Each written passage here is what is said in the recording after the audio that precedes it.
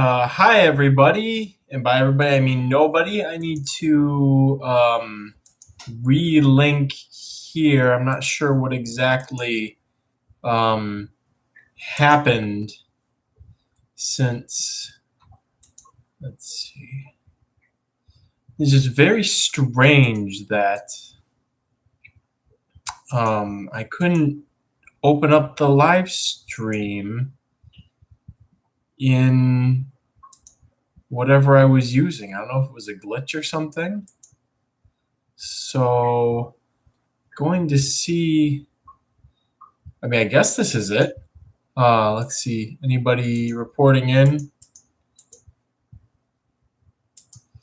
Might hop into another thing and see if I can pull up the old link.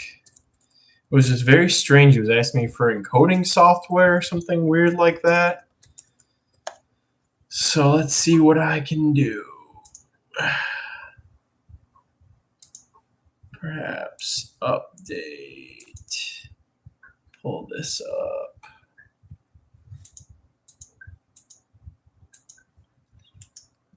See if I can get a link. Very, very odd.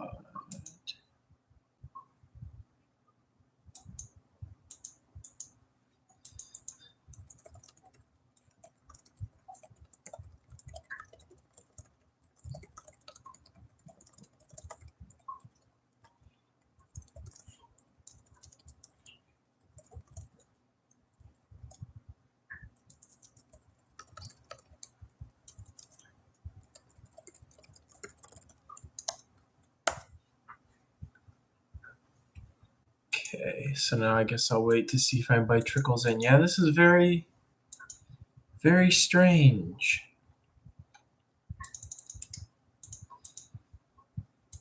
Let's see if I can. Okay, so maybe people got transferred over or something. I just put the link in the other thing. Yeah, just very strange. I went in and it was giving me some sort of hassle over encoding stuff. Hello, Russ and Alan, and hopefully some more people. Let's see if I can edit this. Some more people. Let's see if I can just pull up two things at the same time. I wanted to edit the description to make sure that the very important giveaway bit is in here. Save that. Yeah, hi, how are you? See if we can relink the new one a couple of places. Edit this bad boy.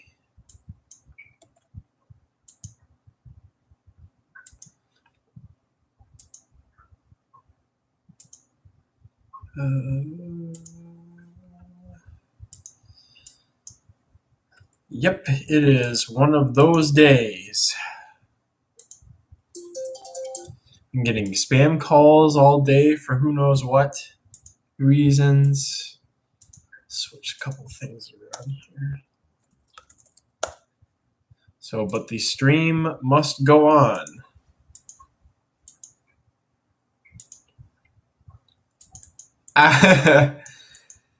Yeah, you and Kai are gonna have some fun. Me, maybe not so much.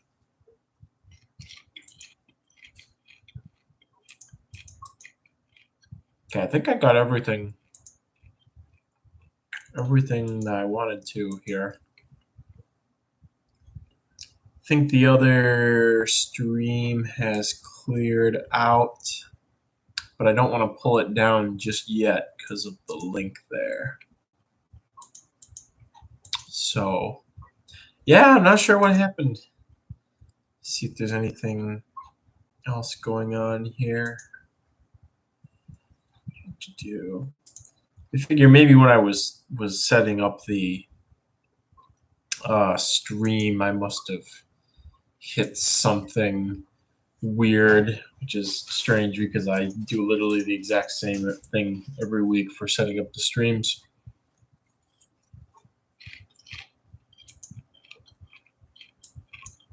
Very odd.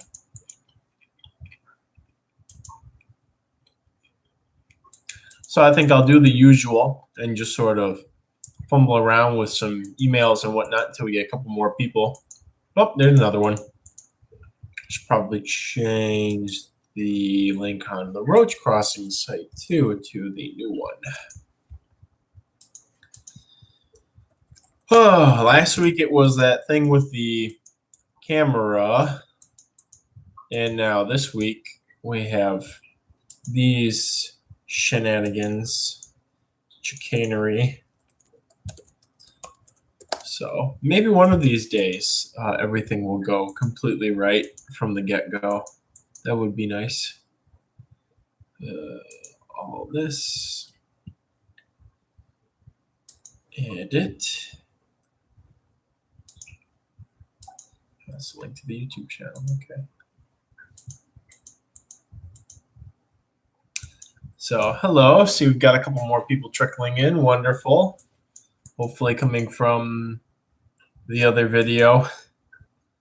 Yeah, I'm not sure what happened. I edit this one. Edit the current stream. Should I take it down? Well, it says this one's live. Let's see if maybe I can delete the other one and everybody will just sort of get squeezed here magically or something. Where's the delete forever button? Delete. Delete forever. Okay. All right. Josh made it over. That's good enough for me, I guess. I think all the links everywhere should be updated now to this current one. Okay, and update the description. I have no idea what I could have possibly screwed up. But apparently something. And now the goal is for next week to not screw up that something for the next stream. And so everybody doesn't get all confused and mixed around.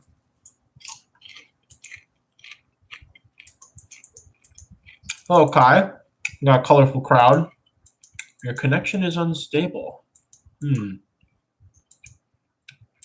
Haven't seen that one in a little bit. Not sure if there's anything I can do for that. I hate waiting through all these YouTube thingies.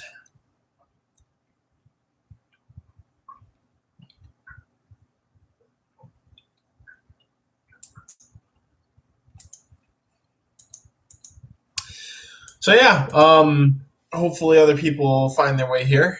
Some other familiar faces, avatars, I guess.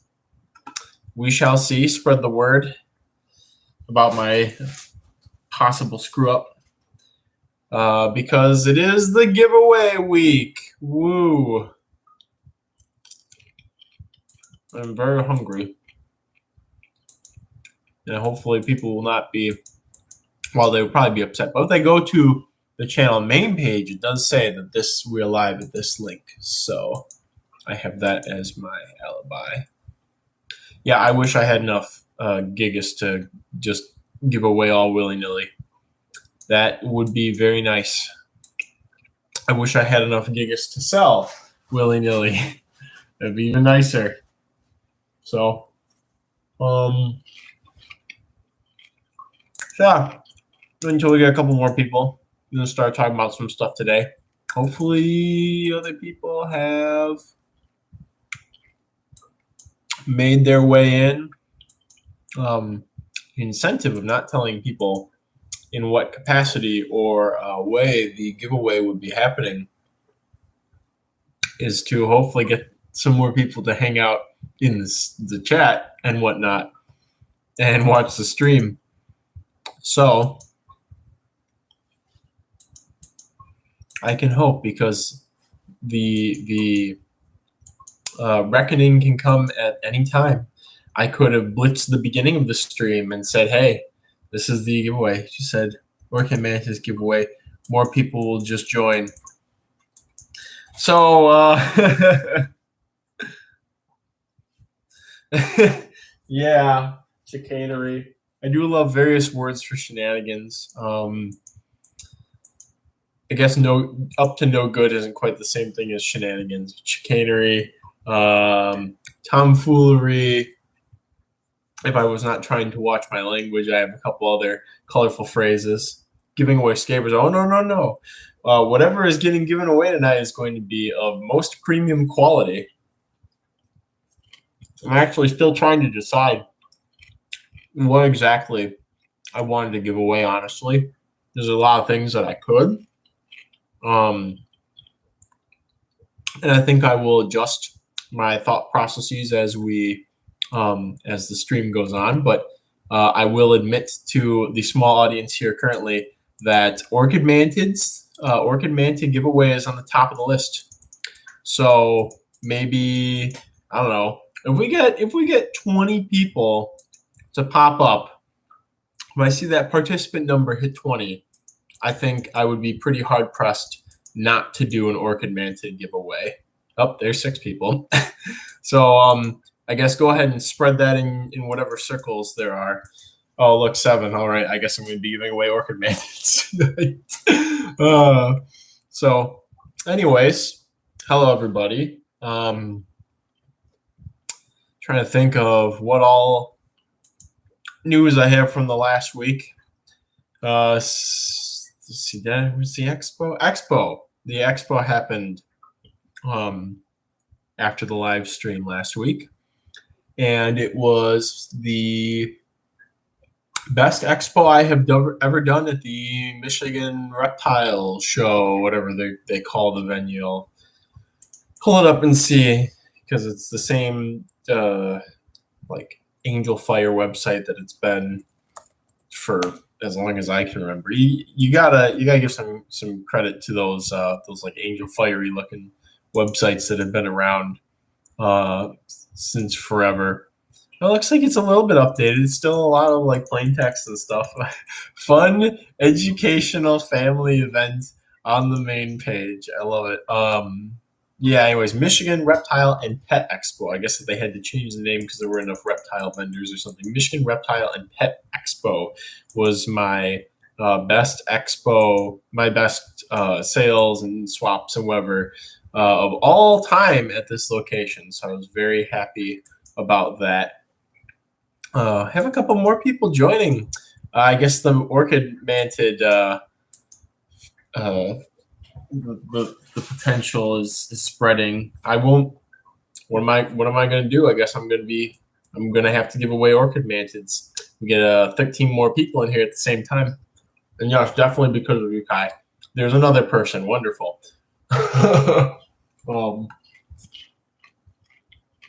Let's see. Orders of business. First and foremost, I'm debating whether I want to waddle over to the freezer to pull my can of pop out, assuming that it's finally cold enough. So I'm debating that. I'll go do that so it doesn't explode and cause me problems. And when I get back, serious talk. Oh boy, Mr. B. All right. Perfect temperature. So let's see. Orders of business. As I a lot. And I noticed I did a scrub through the other live streams, and I noticed how much I touch my face, especially like right here for some reason. It's because I usually shave to look presentable, not like an animal for the live streams.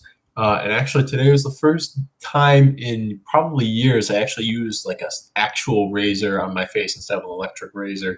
So it's going to be even worse today with me constantly touching my face and then doing with this to my eyes because my house gets so dry. So forgive me for my sins.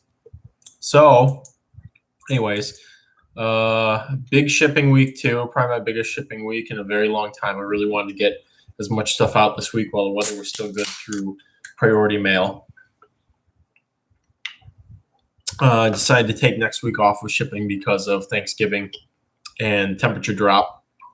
And starting again on November 30th with express mail, insulation, all that good stuff to guarantee live arrival. And that will be the status quo until roughly February. So that's what's been up on that end. Only 7 people, seven folks in here. Gotta get a couple more if we want to lock in those orchids. We gotta do some well, it's not really self-promotion if I'm not doing it. So it's not really paid promotion either if somebody else is doing it. What Eastern time Florida is this pop? Okay. So I knew somebody would bring that up. I felt it when I said pop. I felt that somebody was going to bring that up, even though there's like a very finite number of people in here. Pop. It's not soda pop either, and it is certainly not a Coke. It's pop. Made a very distinctive pop sound when I opened the can. Kai, you are an enigma, so you don't count. It doesn't matter if you say soda. Let's see. Giveaway live stream. I've started adding new stuff to the site. So I went through an updated availability and all kinds of other stuff on a lot of other things. And I believe all the stuff on the new species page is either strictly new stuff, and by new stuff I mean things that some of them are things that I took off the site and then have now republished the pages again. So yeah, new stuff back on the site, and there's a lot more. Believe me, there is so much more, and it is going to be a winter's worth of work getting all the images and all the information put up on the website. But I've started it, so there's some new things there now. I got another like 6 things I'm planning to put up within the next like week-ish. Some of the stuff that's still on this page are things that like the Porcello Boulevari are things I need to get pictures of, which I will do now that I have, colonies are in the right states to get good pictures, or I have some particularly good sized individuals. So that's up and coming. I think within the next hour, I will do the giveaway announcement, which will be a bit quirky, and I will give everybody who's here and has been here a little bit of a, hey, Tyler, good to see you popping up again. I will give everybody who's here, since you've been here from pretty much the start, kind of a little advantage in that. The giveaway will involve emailing me. So do with that information as you will, but I think within the next hour, I'm going to set a time. I don't even know what time it's going to be. I will announce the exact giveaway. Call it pop when I was a kid. Yeah, I mean, pop just makes so much more sense. This soda is 2 syllables. It's more work for something that makes a popping noise when you open the can. So, yeah, so new species. Let's pop on over here. Pop on over to the new species list and see what we got. We got tropical house crickets, Grylotes sigillatus, and I have a little blurb on there about the strain. I don't know if Jihu's here, but anybody who was on the Florida trip knows about how I was pestering everybody to just please catch me some Grylotes, even though they're a common pet store feeder cricket. And I think Jihu's the one who brought me one of the females on that weird freeway pull off on one of the keys. It was like east of Big Pine Key. So there's one from there, and then one from like somewhere further north that we went to. I can't remember. It might have been little Manatee or Tampa or whatever. So anyway, so I got those up now. Really good colony, no disease issues, etc. And calling them Florida Man. I felt like that was an apt name for the strain. And they're doing really well. A lot of people complain about raising crickets, and I have myself historically, but really, and people complain about raising roaches, but really, I think it's just probably a big factor, and it's the store-bought crickets, and they're just raised on top of each other and diseased and fed suboptimal diets and shipped all over the country and blah, blah, blah. So, so Grylotes sigillatus Florida Man, if anybody wants to get a communal going of tropical house crickets, and if you're like my friend Kim, you will be driven insane by the males chirping, but they're in my basement. I actually enjoy the sound of orthopterans. So, hello, Chris Snyder. Good to see you. Glad you're excited to be in this live stream, the giveaway live stream. Got to plug that. Moving back to new species stuff, the Embaphion muricatum. And actually, TJ just told me the locality for this species. So I'm going to pull that up on my phone and slap it on there right now while it's in my brain. TJ says that the culture of Embaphion muricatum came from Albuquerque.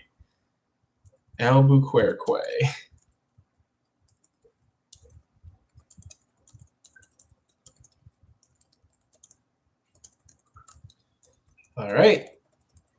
So now that just needs a picture. And of course, there's also the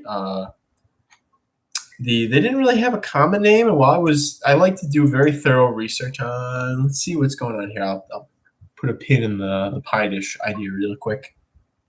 Number of crickets recently for fears for how loud they were at night. Yeah, some are worse than others too. Grylotes can be I can see how people would think they're very annoying because it's such a high pitch and very incessant. What's the difference between a moist substrate and a humid substrate? That's a good question because I have moist for a couple things. I'm not sure if it's in the detailed species stats. I think I tried to stick with pretty standardized descriptions there. And I think I usually use humid for the flavor text and moist or damp or wet or dry for those. But humid and moist, I'd say, are very similar. Hi, some eggs. Glad you hope you didn't have any problems finding your way over from the dying stream that I had to switch off of to this one because of whatever the reasons were that it wouldn't go. But so yeah, for moist versus humid, I guess humid just means not dry, and then I've been trying to use damp and moist to indicate a good amount of moisture. Wet to mean, pretty much saturated with water almost, and then damp to mean, just sort of wet, just barely to the touch. And then, of course, like I said, you go on there from dry and whatnot. I guess there's kind of a jump from saying something's damp to just being dry, so maybe I'll have to find something to replace that with.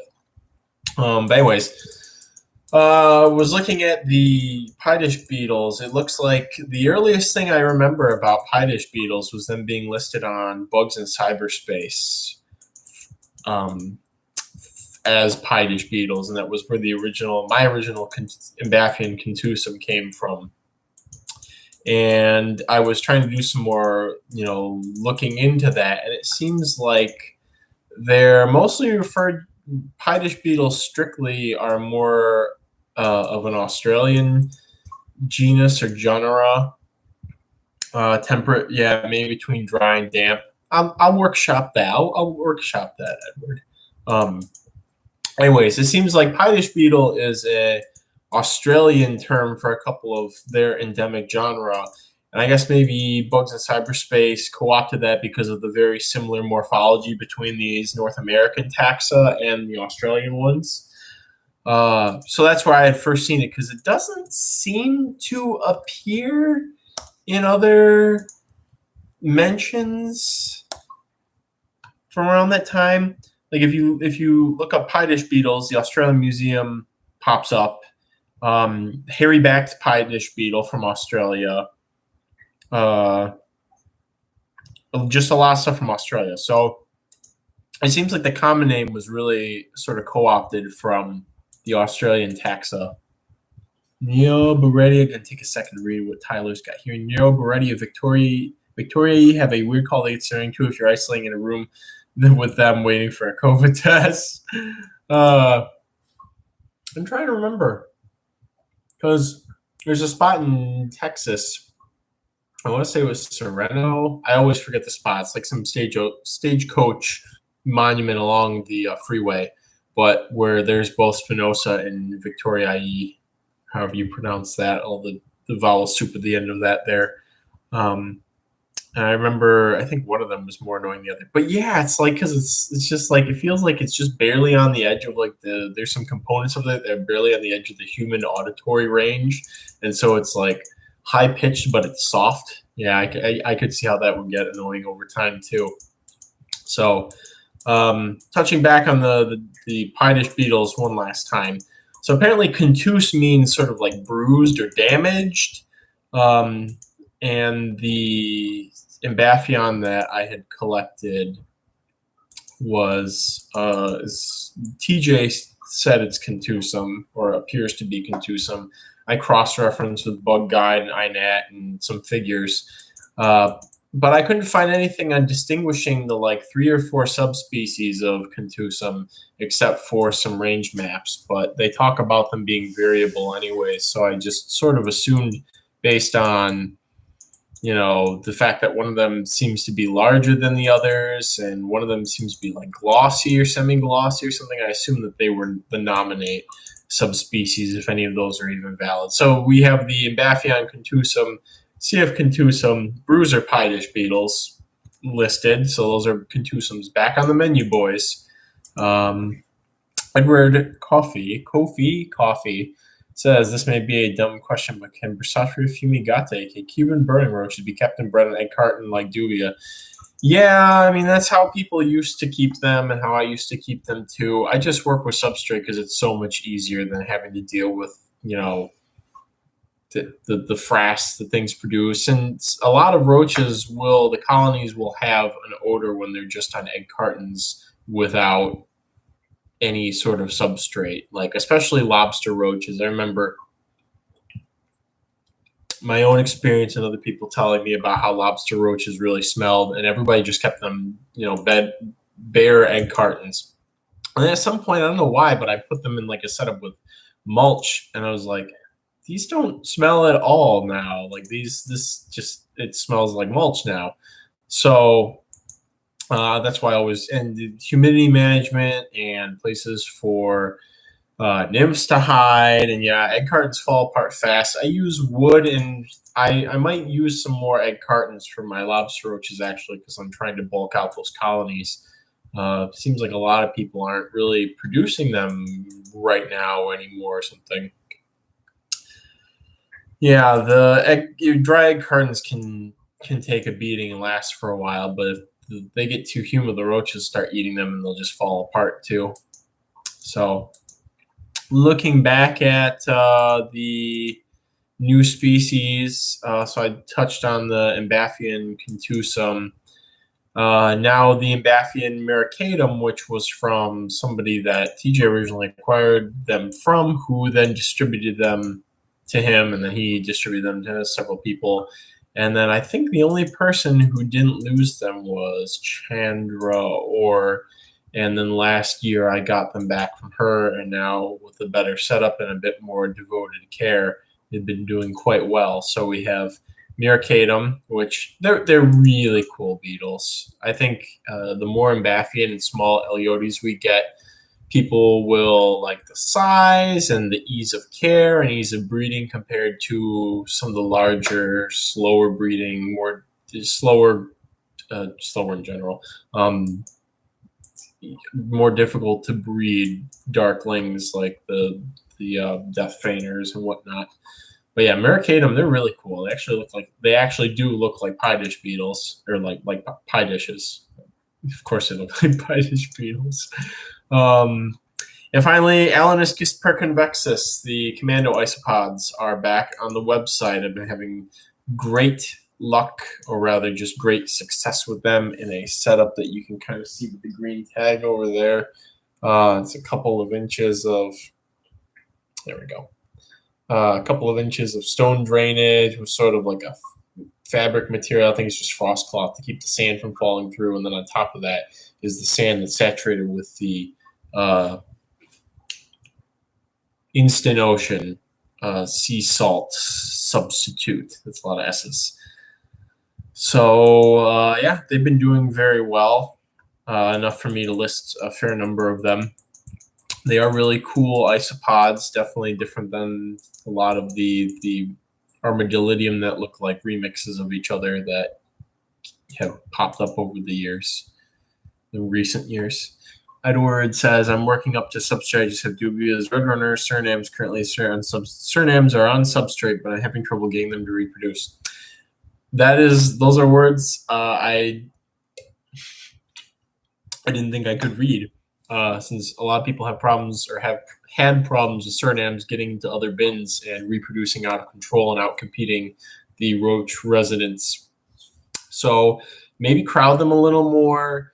Bumping the temperature couldn't hurt. Humidity gradient so they can pick exactly where they want to be with their moisture, and diversifying the diet. Just general good getting roaches to breed sentiments. So yeah, that's the new species that I've added in the last couple of hours. I'll give a little sneak peek of. It's been very tiring.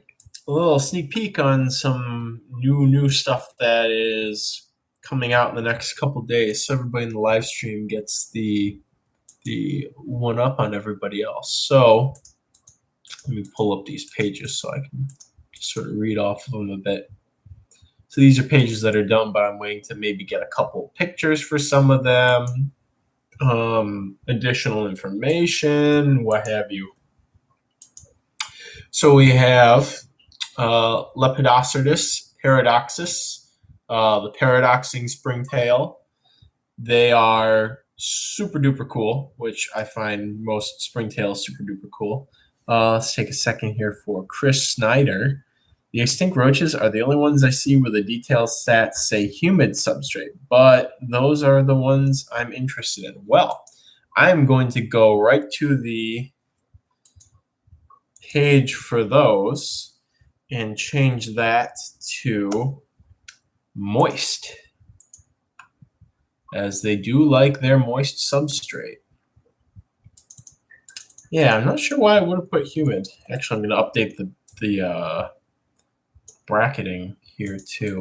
A lot of formatting issues I have to go back through and work on some things.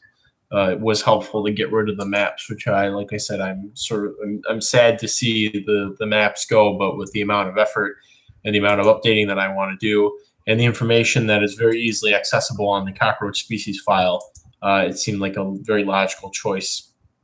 So anyway, Semindoa concerfarium has now been changed to moist substrate. So there you go, and the debate on that. So looking at the pages that haven't gone up yet, but will in a couple days, and I've been going pretty heavy on the not roach stuff going up, because I mean there's probably more of that than the roaches going up. There's a lot of roaches that still need to go up. I'm looking at like 20, 30 pages of roaches that I still need to put on the site. But I want to get these other things up because they're in the front of my mind, and I might have specimens I can get pictures of.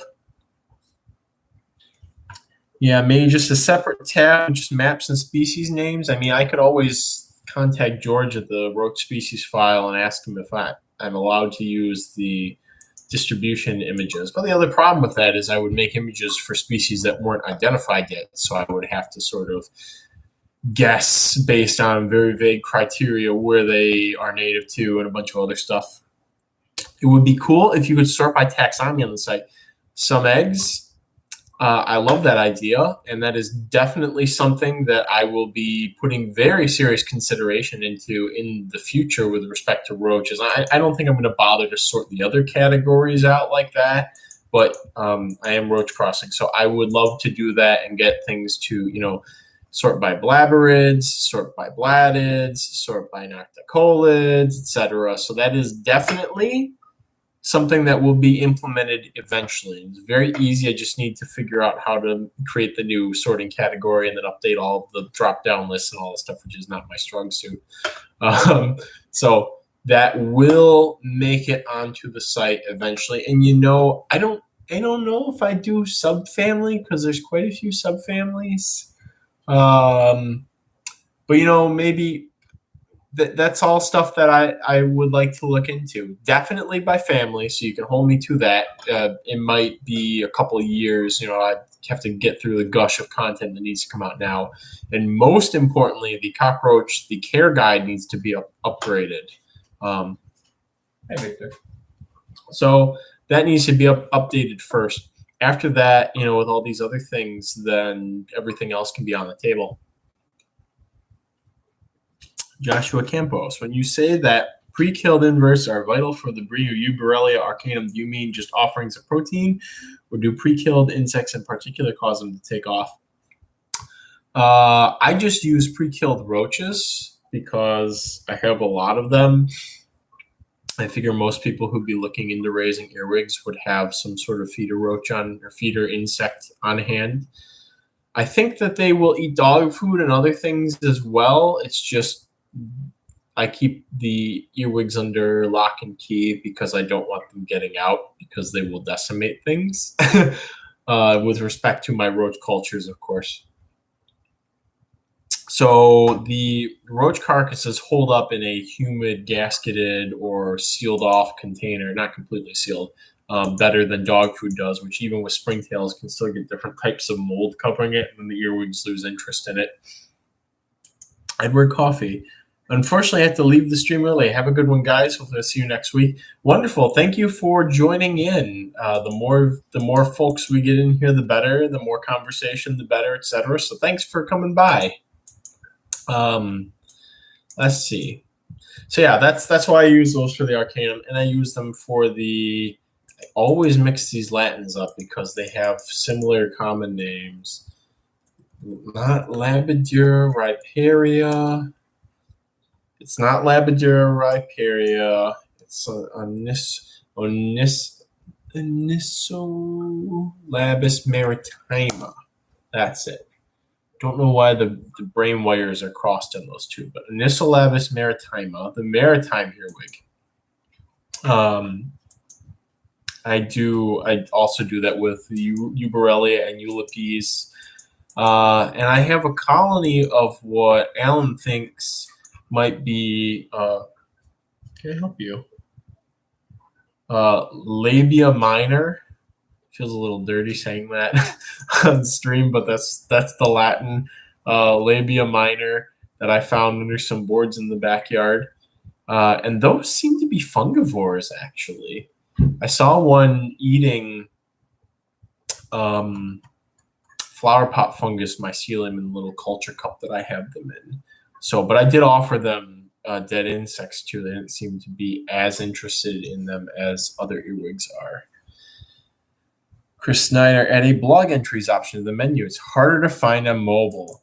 Yes, I am currently, that is something I am actively working on, is getting blog entries, blog things separated from the posts of other stuff. That is something I'm actively working on currently. Not me personally, because I'm very adept at those kinds of things, but I'm actually a customer is into web design and web development or something. Actually, I'm not sure exactly what his position is, but I do know he is technologically inclined, and thus I've asked him to help me out with some of the site stuff. So we're working on getting the blog posts separated, not just a drop down thing and whatnot, but also because the more Latin and just words that I use in the blog posts, when you go to do a general search to buy stuff, it clutters up the search function thing. So you end up, if I mention something in a blog, there could be 3 blogs about it, and then at the bottom of like all the blogs, you find the actual sale thing, which is not helpful at all. So that is something we're actively working on currently. And it's dependent on his free time and how much I'm willing to pester him and make his life difficult by asking him to do things. So Joshua Campos, I've been feeding mine dog food and just didn't know if pre-killed inverts. Yeah, I mean, if you have good results with dog food, just stick to it. Like I said, I use the other stuff because the dog food tends to mold. You have Onisolabis. Yes, I do. I say that because I haven't checked the culture in a long time. But the last time I checked, there were a poor to fair number of individuals, which is better than 0 individuals.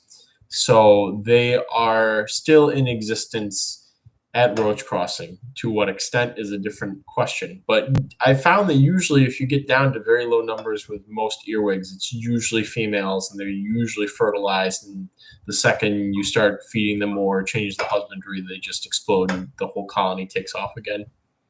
Hello, Derico. Greetings to you as well.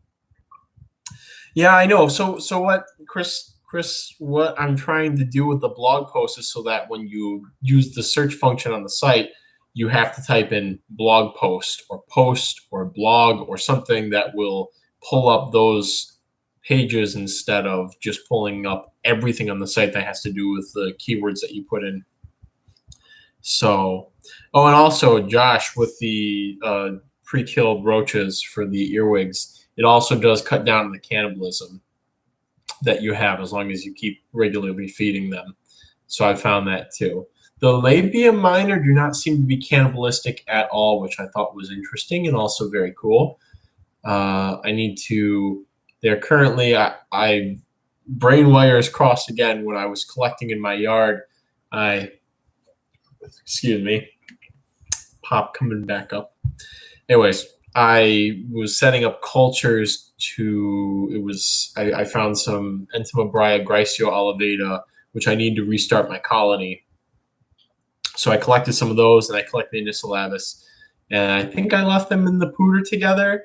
And I had the 32-ounce cup in front of me. And I was just like, okay, these go in here. And then I watched like the springtails and the earwigs crawl off into the container. And I was like, why did I do that?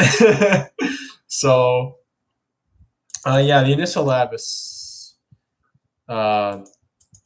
I get this current colony doesn't seem very cannibalistic, but like I said, I've been feeding them pre-killed roaches. So, but yeah, so the labia minor don't seem cannibalistic at all.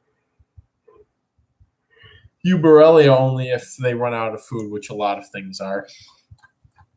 So let me spoil just while I can a couple of the other things that are being put up on the site. So the Lepidosyrtis paradoxus, paradoxing springtails, really, really cool. Don't have a picture yet. Plenty of good pictures on Google and Bug Guide. The best coloration that you see in the pictures is them in good light. They are very truly that shiny cerulean deep blue with yellow legs. Very beautiful springtails. Doing okay for me in culture. There's a huge grain mite outbreak in the cup that I keep them in. But they, once I dried it out a bit and the grain mites have dissipated, they seem to be just fine. So I think that those, hopefully they will rebound into a full colony again. I don't think it was the grain mites that really knocked them back. I think it was the lack of food from the grain mites. Like I don't think the physicality of the grain mites caused any sort of problem. Hello, Jihu. Collected more E. pacifica. Yes, for those who do not know, Jihu currently lives in Hawaii and is showing all of us roach folks the beautiful and abundant and very coveted roach species that he is finding. He is currently working on a way to legally and officially send roaches out of Hawaii. And it appears that the obstacles for that are not as big as one may anticipate. It's mostly stuff coming into Hawaii, not going out. So when he is able to do things officially and legally and whatnot, we may be receiving some new Hawaiian species of roaches. All of which are introduced except for debatably Eutherhapa pacifica. Even though I think that they still count it as introduced, even if it is native to the Pacific Ocean, all those islands. So moving back to spoilers on some new species of stuff. And I had mentioned in a blog post that I think went up last Sunday about predatory roaches, aka mantids. I will be stocking mantids pretty regularly moving into the future here. So those pages will go up eventually. I'm debating whether or not I want to be cheeky and classify them in a similar clade with the roaches. So the drop down thingy for roaches would show Mantodia, I mean, they're in that same. I'm not sure exactly what the lower classification is that groups the two of them closer to each other than to other dictyopterans. Let's see.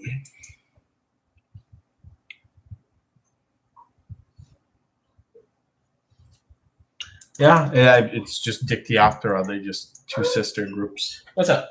What do you need? You just hanging out? You're just being a good boy? You're a good boy and all that. I might as well show off the dog. Was you a good boy? Yeah, you're on the stream. Yeah, show off the pearly whites. So,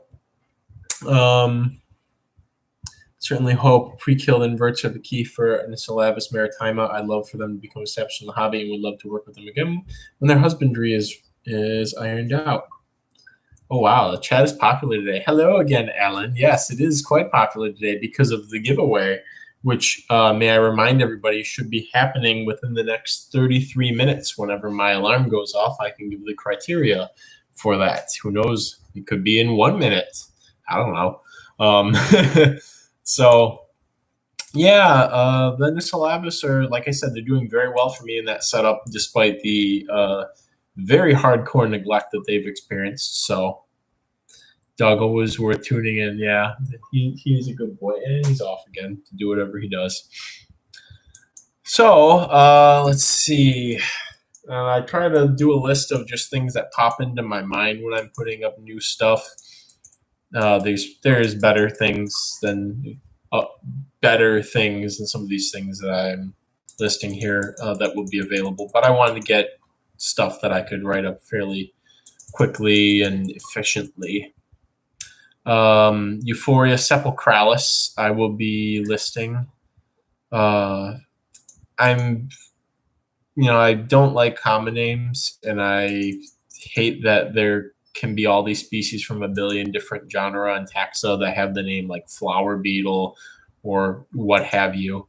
So the common name I am listing the Euphoria sepulchralis under is the dark joy beetle. Sepulchralis meaning tomb-like or funeral-like or gloomy. And then, of course, euphoria meaning joy or happiness. So dark joy beetle is the best transliteration, I think,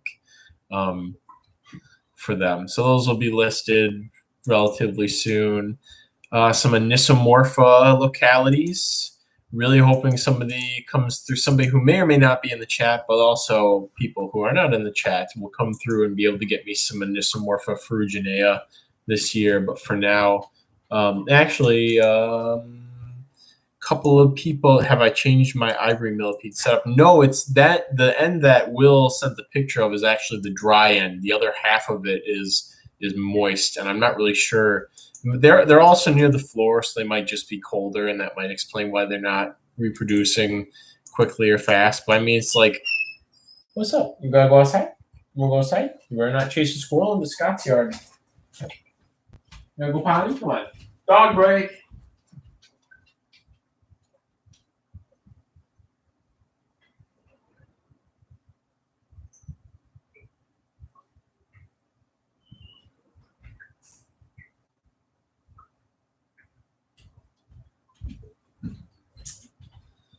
Anyways, let's see. Somebody's popping off here.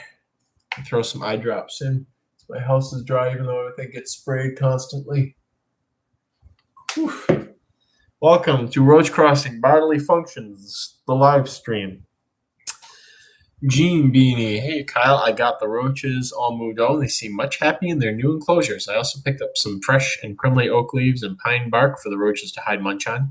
Sadly, the only adult male scenario was found dead the other day, but there are a new batch of babies I saw with one of the big females, so there's hope. Oh, yeah. And lobster roaches, I think I mentioned before, will reproduce more when they are less crowded. So, so that's probably why the female dropped those babies. Yeah, I've seen the pictures of your tubs, Alan, and it's basically just like the substrate and then the millipedes, and that seems to work. I mean, this is the same setup that I've used for the big pine keys and whatnot before, so that's why I'm kind of like, why aren't I seeing babies? So we will see. And it is like, in the winter or in the summer, it was probably like high 60s, maybe mid 60s down by the floor. I didn't really keep track of it. So I'm not too concerned. Maybe I'll go and sort through it or look through them again. Don't really have the time to double check. But the other thing is this is the same setup that's working for Centrobolus and for Tylobolus. So it's like, why wouldn't it work for Checkobolus? Boy, there's a lot of bolus going on with these millipede Latin names. A lot of bolus everywhere.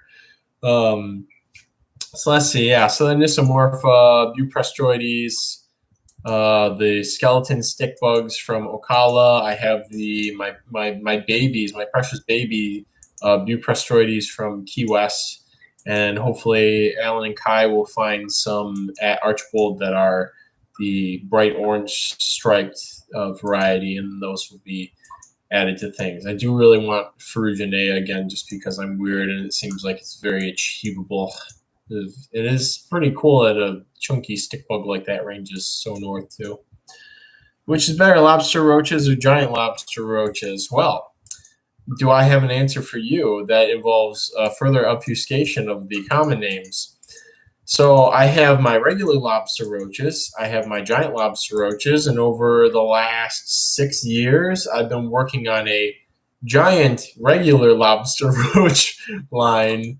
And I'm seeing just now starting to see some satisfactory results with the size increase. It's just been a very obscure, off to the side project in the bug room. It just sort of like, sometimes the little colony will go down to just like 15 individuals. And then I think, oh, well, I got to do a hard call when adults pop up again or whatever. So, but they have like their own full size tank now with the 2 hugest females. And you see if babies pop up, and if they don't, I'll throw one of the huge males in with them to make sure. I just as much controlled line breeding as possible to get them bigger. So I don't know. They're both nice. I think the regular lobsters and the Nofita are less capable of escaping than the giant lobster roaches. I found giant lobster roaches, the tiny nymphs can be pretty capable when it comes to escaping, assuming you don't have a good barrier or what have you. So, but I like them both. I use them both as feeders. The lobster roaches a little more burrowy, not really burrowy though. They more like hide under like loose debris and whatnot.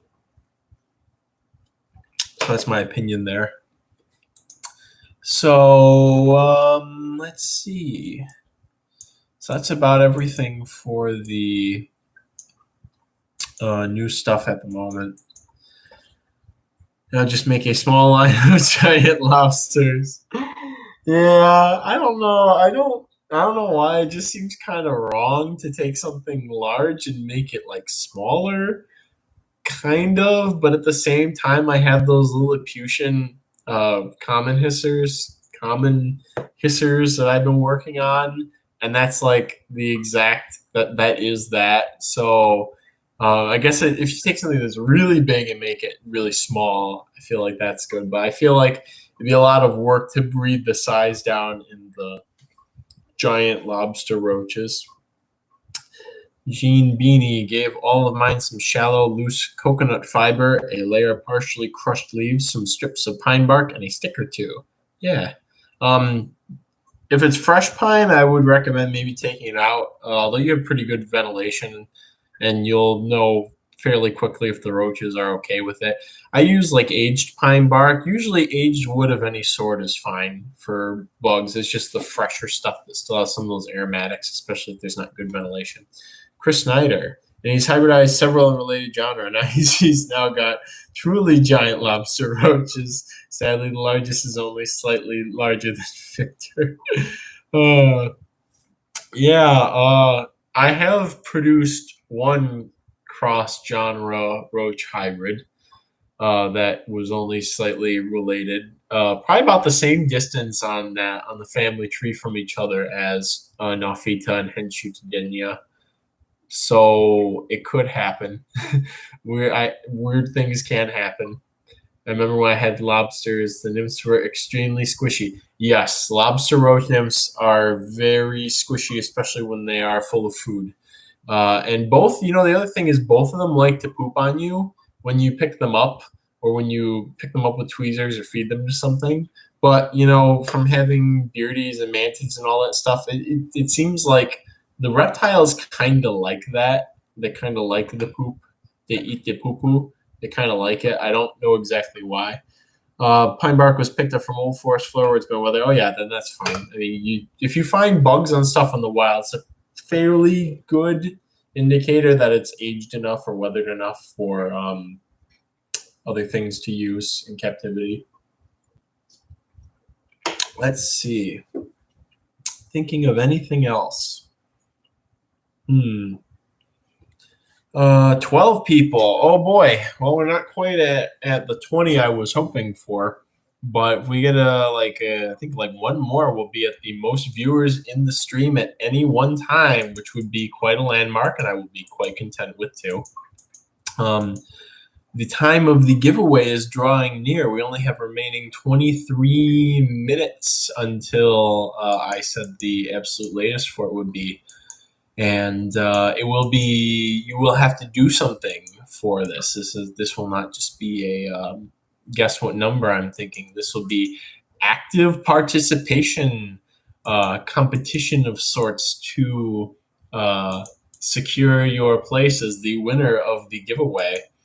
So anyways, let's see, what else can we kill some time with as I fumble around and try to answer emails and talk at the same time. At least I've been on top of things lately, although it's been very, very difficult with the orders that need to be packed, balancing working on stuff at the computer and helping Will when he's been packing orders and not expecting him to know how to do everything perfectly and get the sizes right and blah, blah, blah. But it's been happening. The horseshoe crab roaches are doing well. They're liking their looser bedding. Yeah, they're not very picky. I have found more over time they like to accumulate underneath like pieces of bark and whatnot. Although I remember back in the day having my 16-quart bin just full of them on top of each other. Hopefully we'll be getting another Hemiblabera strain or species into culture within the next year. I am actively working on coordinating that. It involves quite a few moving parts, but it's on the list of hopeful goals, along with a lot of other things. Off the top of my head, if Alan, if you're still here, I had dumped the Parcoblata zebra you sent me, I don't know when it was, in with another colony of something that didn't have many roaches in it for space and time and blah, blah, blah reasons. And then had Will extract them while we were doing work one day so I could dismantle every species that was in the communal tank into different, into their own bins since they were mostly doing well. The zebras were not doing the best, so he put them into their own little deli cup container, and I think there were only 4.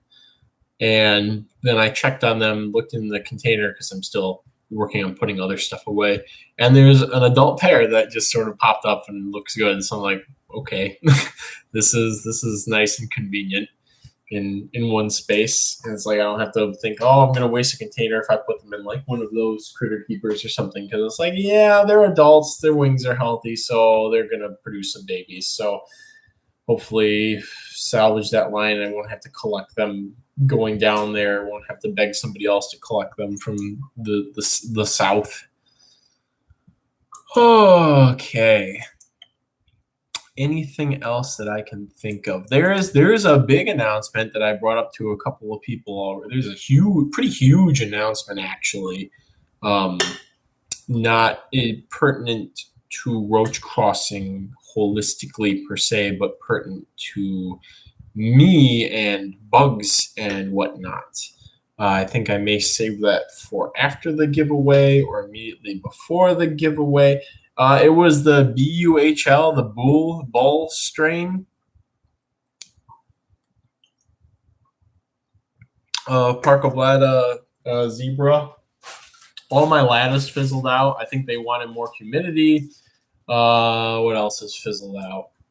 Notha's fine. The Notha locality crosses are great. I never thought I would get an actual colony of Notha going, but that's one I need to add to the website, actually, is I'm going to list the Notha long distance cross strain for sale. Carli are up there somewhere with a Balta Nocciolata. They seem fine.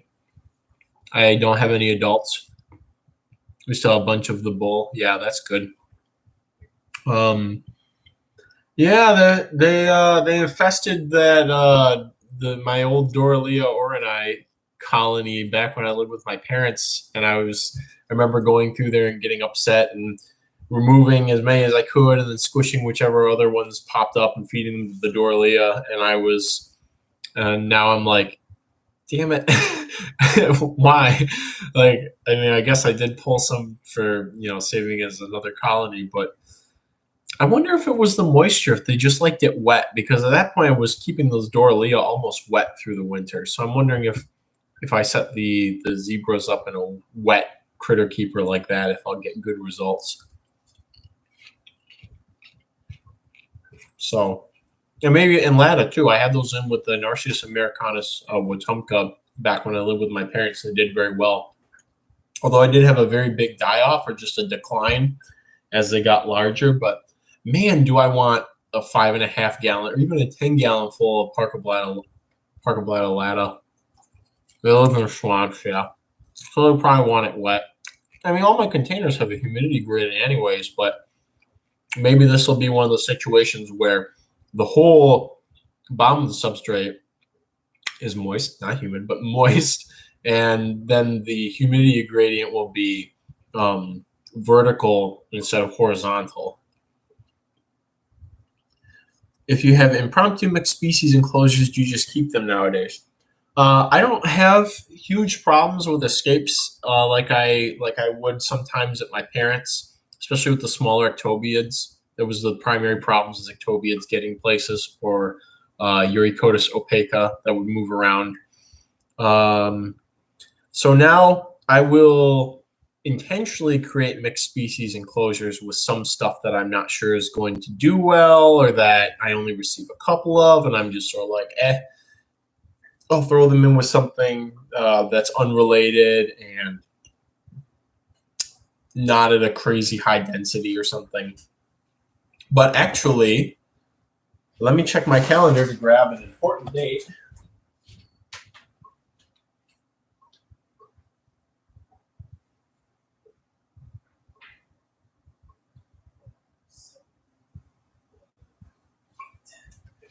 On December 8th at 7:30 p.m. Eastern Time, I will be going on the Aquarimax live stream. I think it's a Tuesday or Wednesday.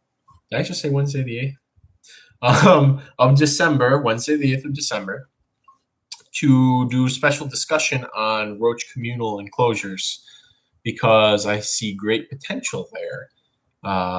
For having been in fish keeping for a long time, when I was much younger, before I was into roaches, I was into loaches.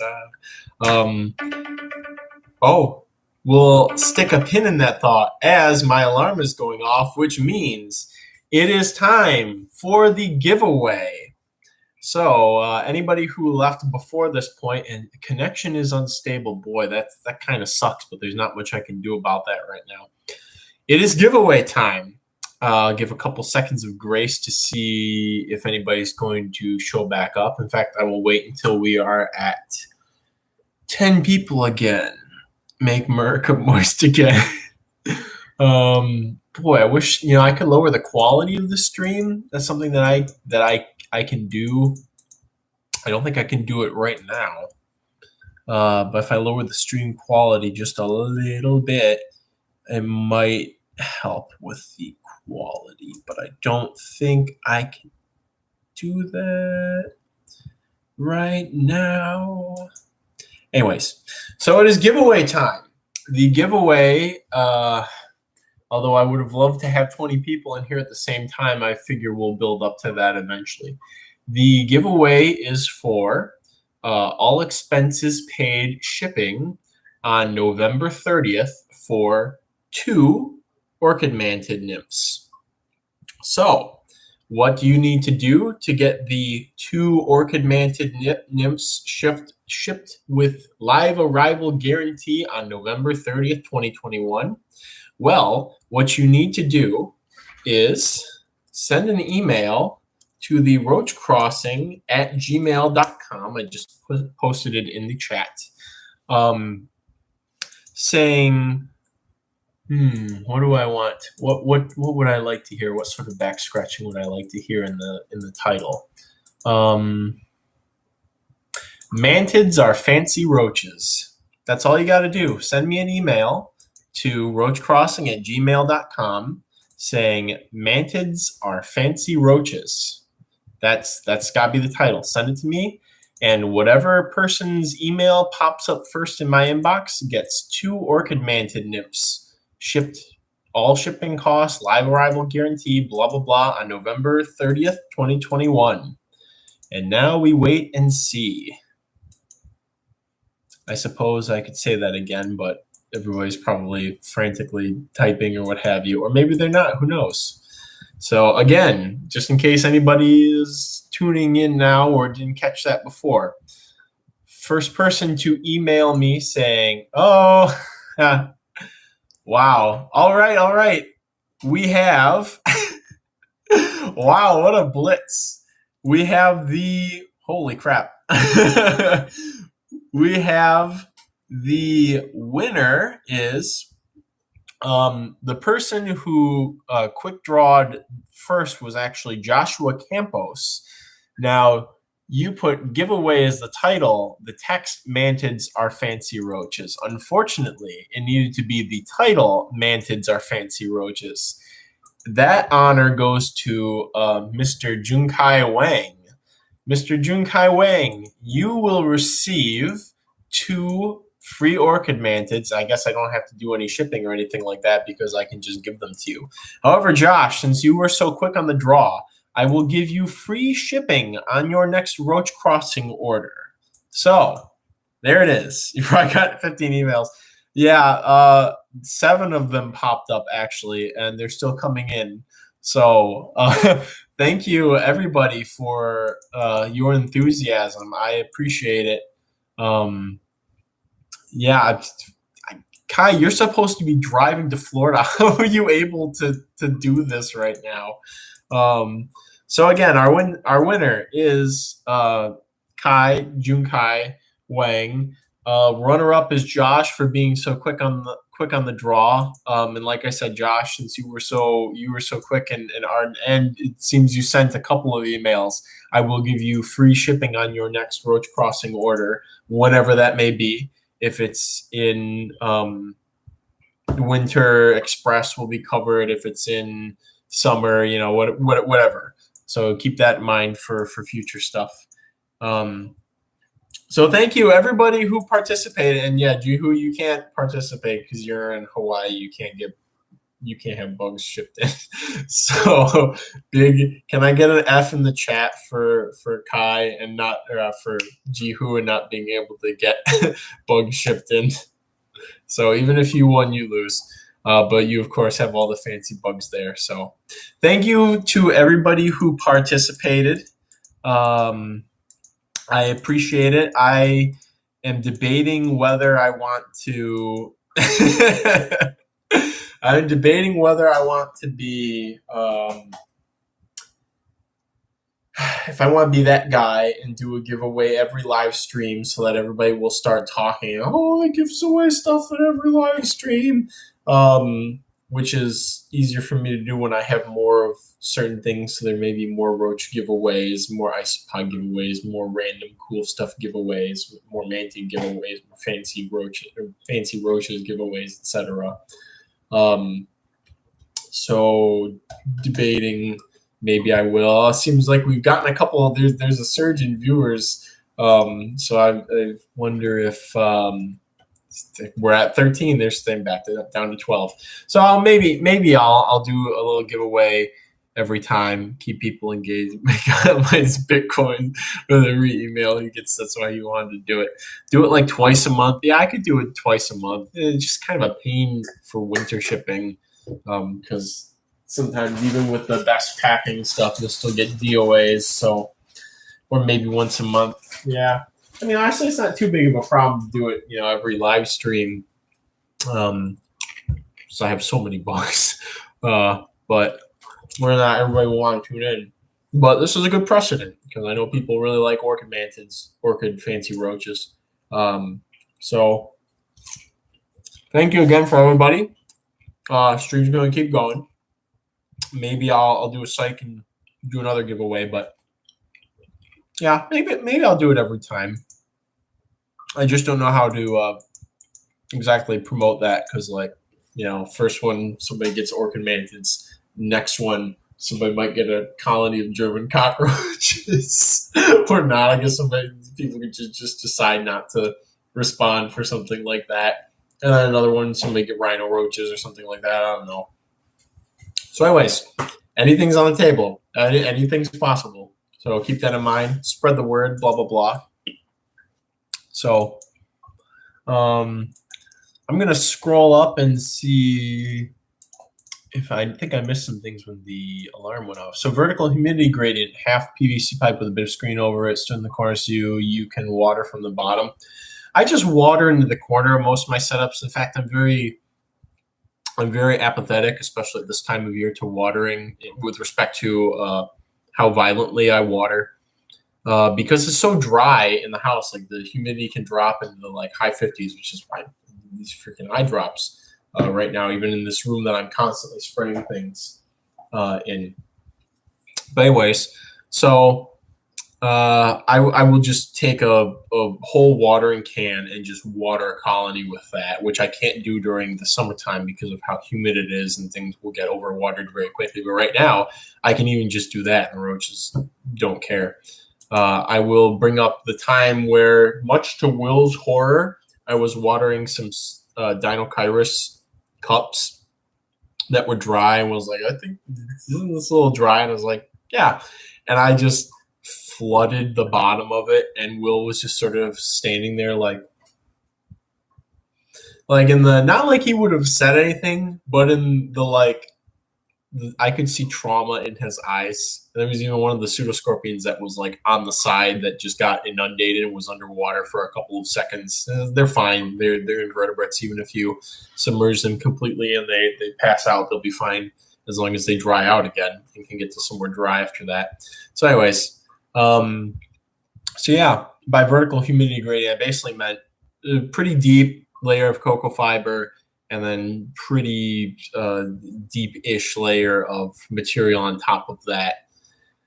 And that will allow me to just water very heavily at any time of year, and they'll be able to find their proper place in that layer on top of the more coconut fibery layer.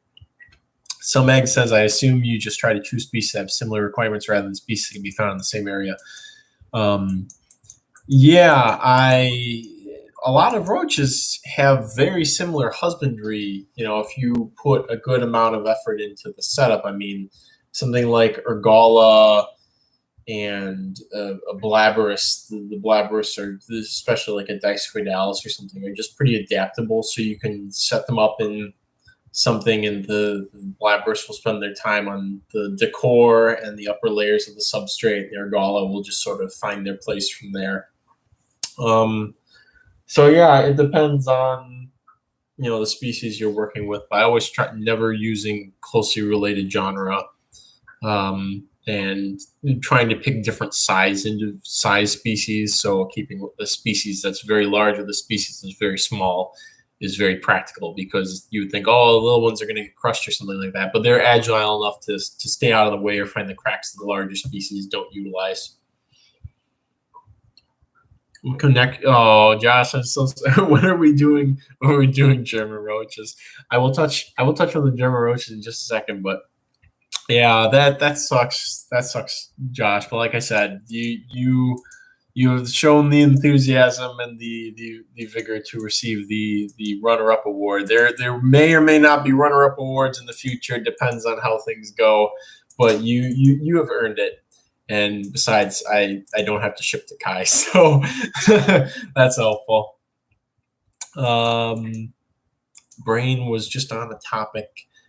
Co-housing roach species, giveaway shenanigans.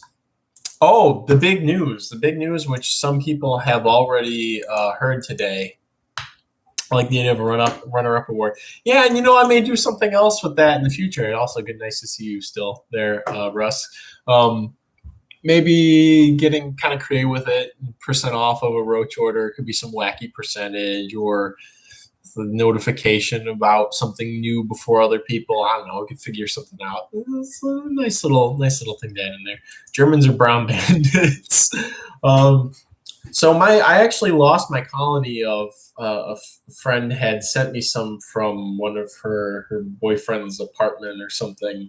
And I was like, sweet, I got a nice colony of Germans going in, because I have horrible luck keeping Germans. In the past, it was always keeping them too moist, especially through the summer. And then currently, it was like, okay, well, I'll keep them drier and then have too small of an enclosure and they just dry out. But this time,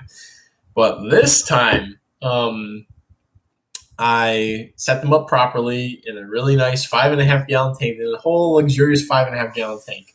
And I added some leaves before I had finalized my leaf sterilization protocol and whatnot. And so everything was great for a very long time. Oh, look at all these wonderful German roaches. Oh, a thriving colony. This is amazing.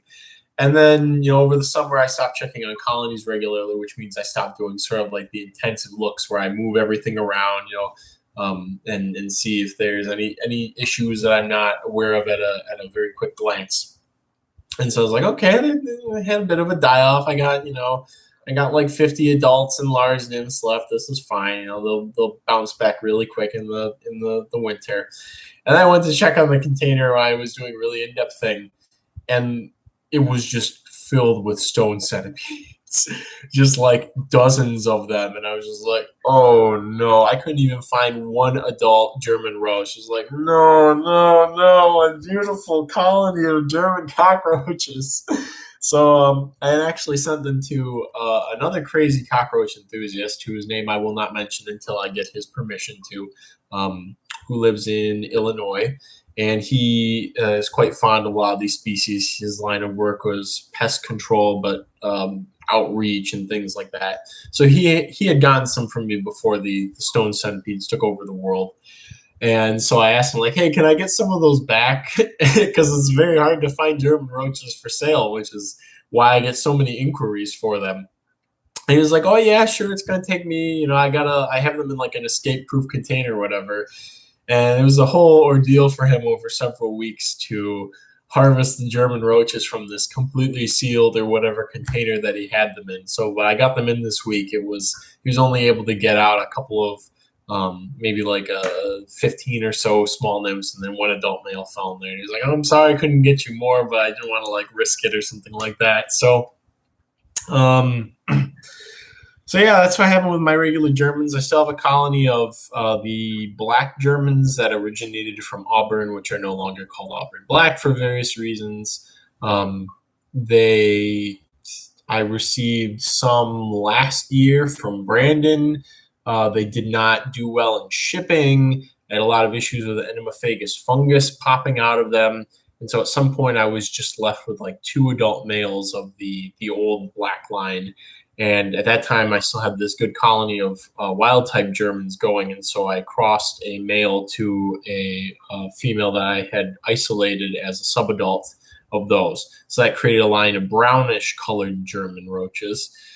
And so now I've been selectively breeding that, trying to, well, not actually directly. What I did was I was like, okay, too many things go wrong when I breed German roaches. I just need to get their numbers up. So I just sort of let them breed and proliferate to get a decent-sized colony.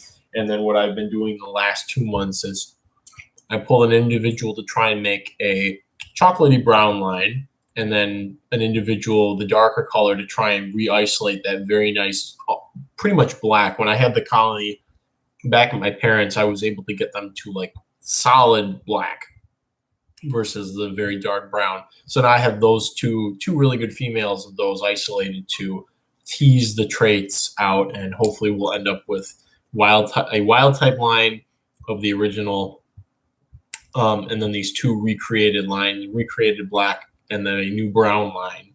So yay, joy.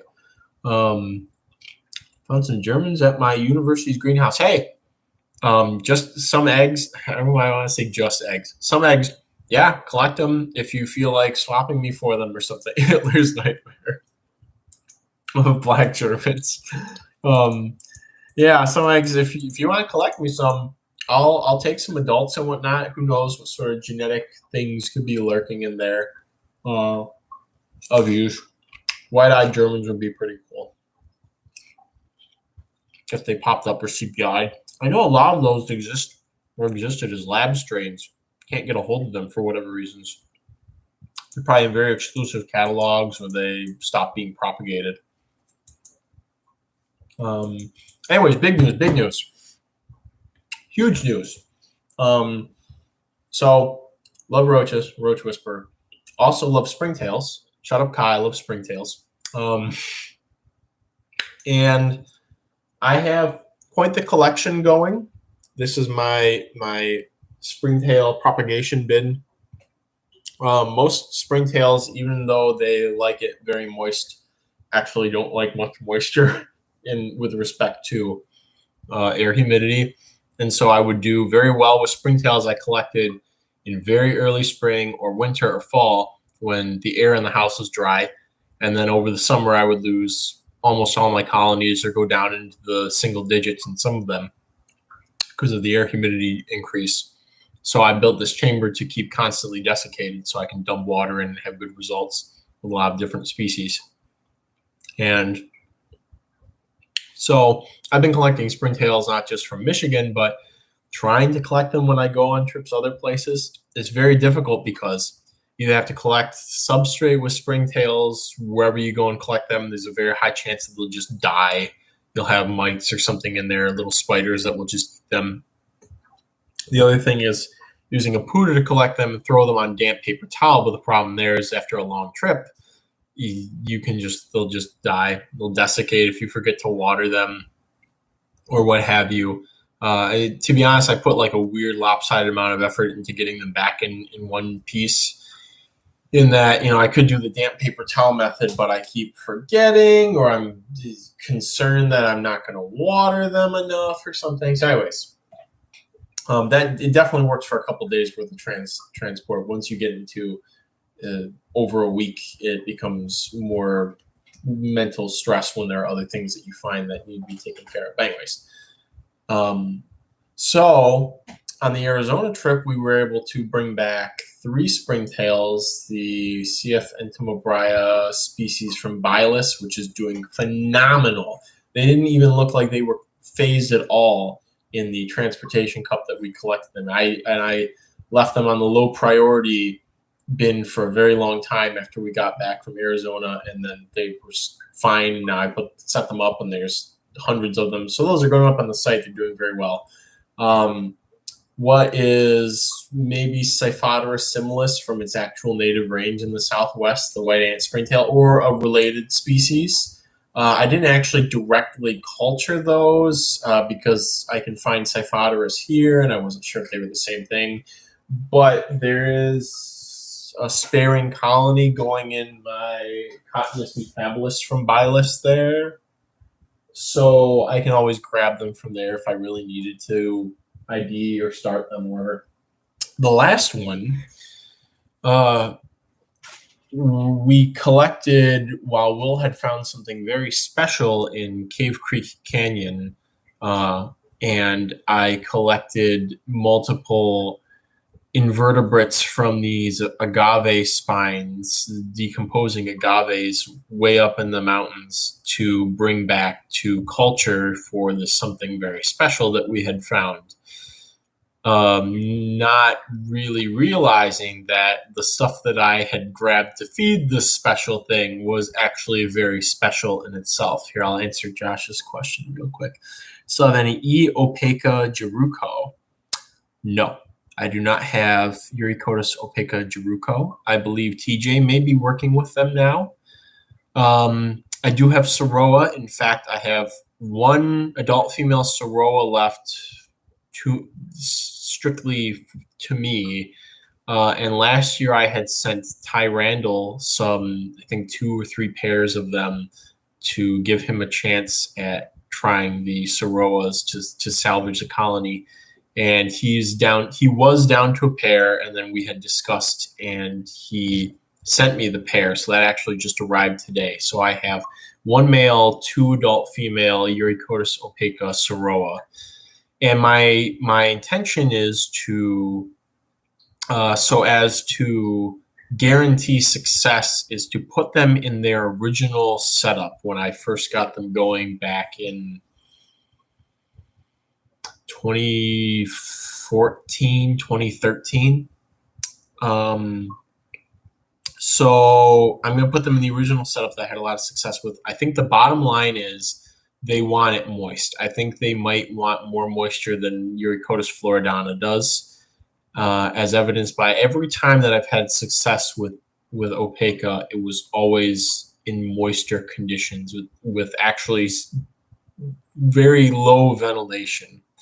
So that's what I'm going to try with these remaining Soroas. I'm going to throw them into what I think are ideal conditions and really hope that I hit the nail on the head, because they were not very difficult to raise originally. Like I mentioned earlier, I had issues with them getting out. Fortunately, never getting into each other's containers for the 2 different localities, but I had issues with them getting out into the bug room when I lived at my parents'. So I'm going to try humid setup. I'm going to try keeping them hot and humid with some ventilation, but not a ton. Very moist. Yeah, very moist, Alan. And see how that goes. And keep my fingers crossed. And really hope that at least Soroa can be saved. I'm not worried about inbreeding. I'm just worried about getting the husbandry right, and also hoping that these adults are in good enough condition to get results.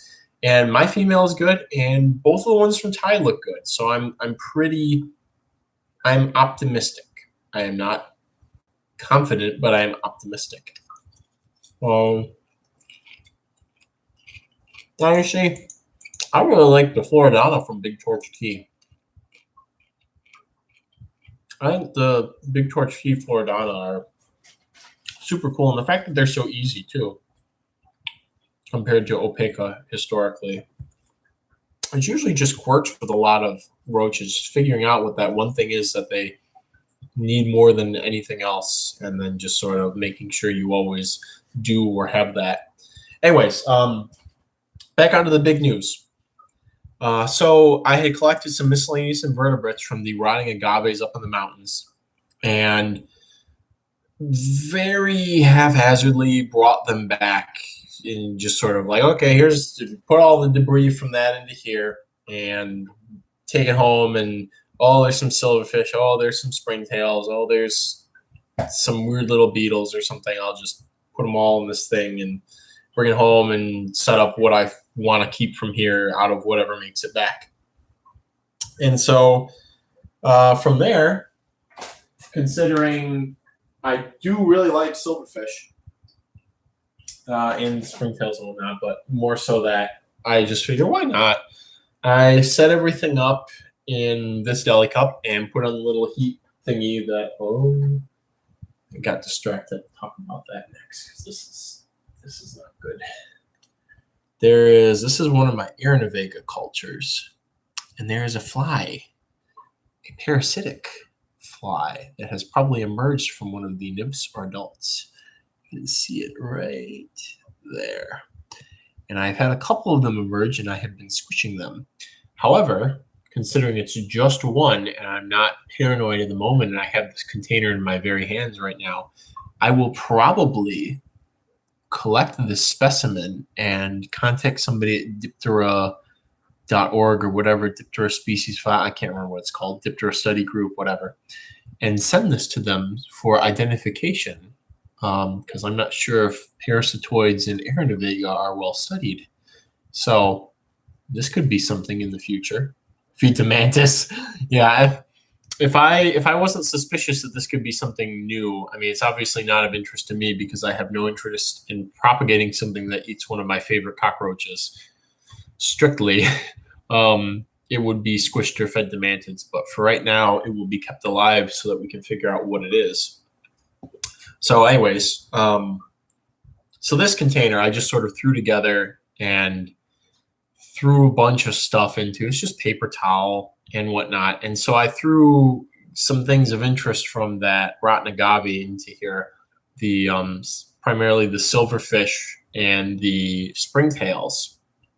Well, some of the springtails started getting pretty sizable, and I thought, those are pretty. They've got like stripes and stuff on them, and they're big and they're active and they're dry tolerant, since this area over here is completely dry, the end that sits on the heat pad, and this area is moisture over here. And I was like, those are pretty. Maybe I'll go on Bug Guide and I'll mess around and see if I can find whatever species this is. So I was just, doing the browse and looking for things that looked very similar. And I got to, I may have even done a springtail search for Arizona, and I found something that looked like it, what I was finding. And I was like, ooh, yeah, but does it have Necrobia? Let me see. What is Necrobia? The genus is familiar. Necrobia. Boy, I wish I had Necrobia or like a native one. See if it was something new. That is like, it doesn't matter what genus it is if it's something new.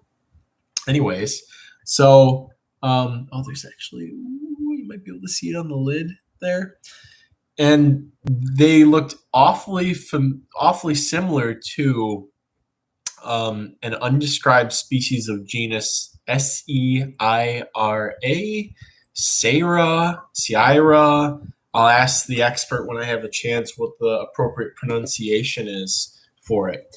So today I was going through emails and looking at the gloom outside and trying not to sulk, even though I have a lot of, because I have a lot of stuff to do and I'm supposed to be taking this weekend off. And I feel very pressured to do things, even though I've designated time to take off for myself, blah, blah, blah. So, and I just thought, why don't you go to that Columbula.org or whatever and send an email and send an email with a picture of the springtails. Or rather, I had done this yesterday, and then today he was like, oh, can you send a picture? And I was like, kind of have to send a picture if you want to give them anything to work with. And I was like, okay, just do it. Just tap out some of the paper towel and something white and just get as good of a picture as you can, because I know for whatever reason I am horrible at taking macro photos with my phone, with the two cameras I've had or whatever. So I got as good of a picture as I could have of this thing and sent to him some all the location collection information. It was like, I think it's this. It looks like it, etc. It looks like this species 18. And he got back to me and said, yeah, it looks like that. And then he forwarded the information to somebody in Florida who's the expert on the genus in North America. And he said, yeah, it looks like that. And I was like, okay, cool. And they're like, all right. So now we're in discussion about sending specimens and getting them described. I would assume that the main problem for getting the species described in the first place was there's only 3 pictures of it. 2 are from the same person on Bug Guide, and they probably just, a cool springtail. I get a picture of that while I'm out hiking in nowhere in Arizona. And here I told him I have a colony, and not just that, but I have immatures that can be documented. I have adults that can be documented. I have the collection, the locality information, the data information. I can tell you micro, macro habitat, other organisms in association. And so I'm really hoping, since they seem to, all but said with 1 billion % certainty, it's 99.99% certainty that this is this unidentified species 18 or whatever. But I'm really hoping that I will be able to suggest the name, because having a species named after my family has been like the top of my life list of anything. And I would have thought, oh, hey, I'm the cockroach guy, and cockroach will be named after me, like Orin or something like that, or after Sam Floyd and the Floridobolus with the millipedes or whatever. And it's like never really been that direct of an opportunity. It's like it's just with the roaches somehow are less studied than springtails. So even with some of the unidentified and undescribed species we may have, there's still possibility they could be variants of something else, or not just or undocumented, or there's something obscure, what have you. Oh, and that is Victor wanting to come back in.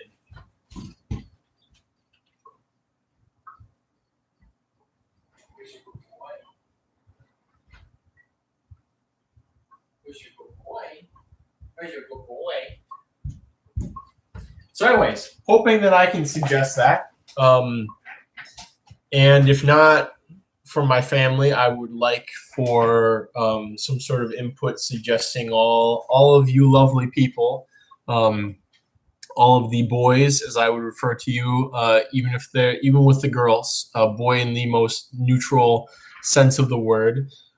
So really hoping that if they're open to suggestions, considering I can provide all this information, that we could have a Sierra candylii, or the backup being, if I may be so bold with either of these, to have a Sierra boyorum, or of the boys, or for the boys, again, boys spelled with an I, and referring to everybody of whatever sex, who's in this little group of crazy people who go out and collect with me and for me and swap with me and all this other stuff.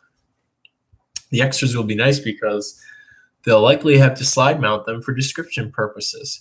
Yeah, and they've been very easy to culture. They don't like moisture, believe it or not. I mean, they were found in like moist agave. Oh, and there's one that's like snuck up under the lid side. How about you get back down in there? There we go.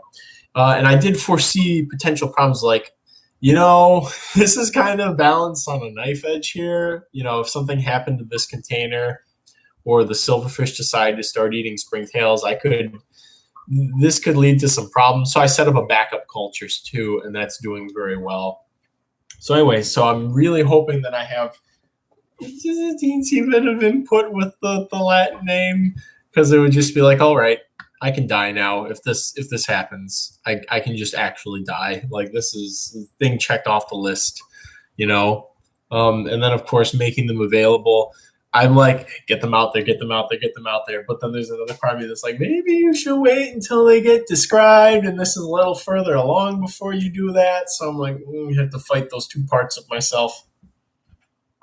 You might be able to try for author status if they don't go for candylii.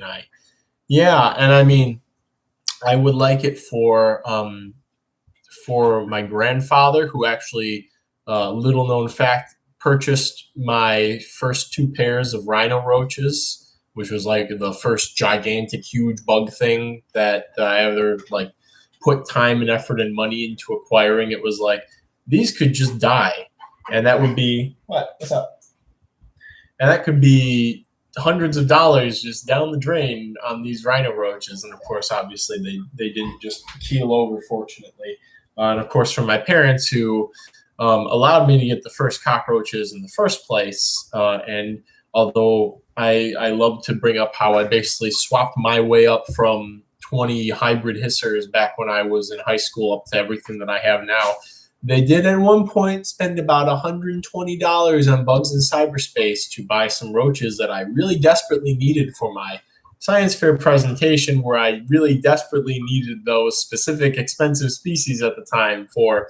So, and I do appreciate, despite all the obstacles and roadblocks they had put up at times with my shenanigans, I do appreciate their unwavering support, especially nowadays.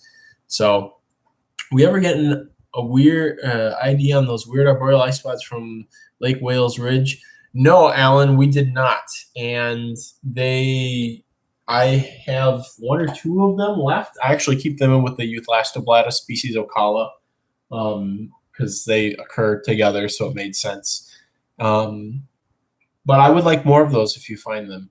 I think the reason why I went down to one is the humidity in the winter, and when I stopped, or in the summer, and when I stopped regularly feeding them, which is how I got down to the 20 or so that I have now of the species Ocala. I think the isopods really suffered from not having constant rain of roach poop on them. So, but they seem very dry tolerant and very weird also. So they're probably something else new. Although Florida seems like its stuff is better documented. The springtail folks did say that there's probably even more there are more undescribed species of springtail from Arizona. So it's just nice that this was one that was, despite my very ham-fisted efforts here, very easy to culture. And also, interestingly, also that they survived and did well in here over the summer, or over the end of the summer, the beginning of the fall, since this would have been moist air and very moist container, but it was the heat, the constant the moisture leaving through the top and the warm circulating up through the paper towel. So yeah, they don't seem to be crazy abundant or crazy vigorous, but enough that I feel pretty confident about keeping them going into the future. And I'll link to the bug guide image of one of them because they are large and they are very pretty springtails. Very pretty springtails.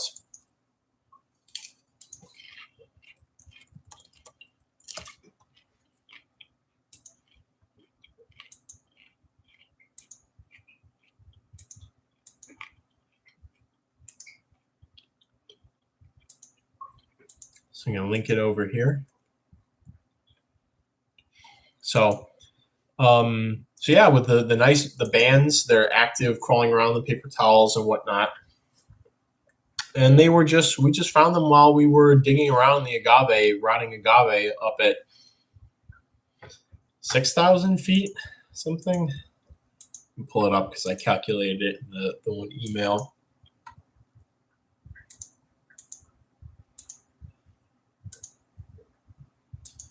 Do 5,000 feet. So yeah, so hopefully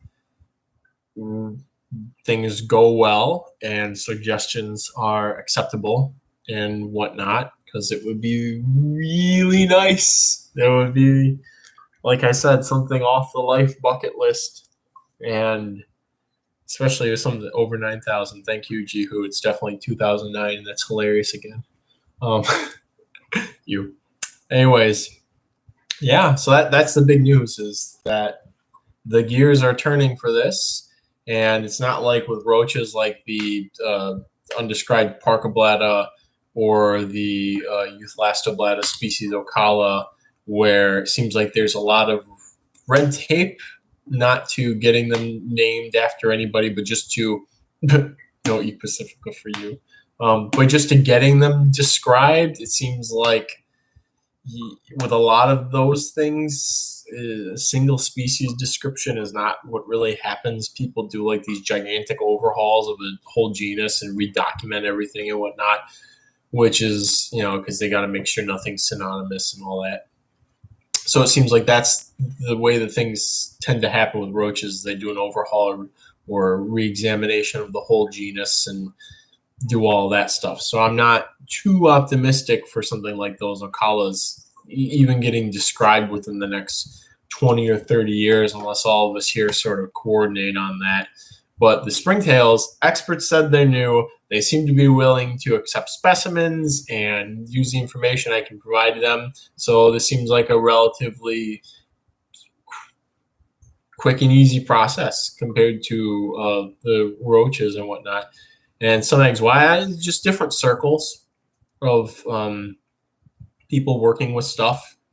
So, if you have somebody who's if there's a very fleshed out knowledge of a topic, and very strangely, springtails are better studied than cockroaches at like a taxonomic level, to the point where there are varieties that are described and local variants that are very well documented.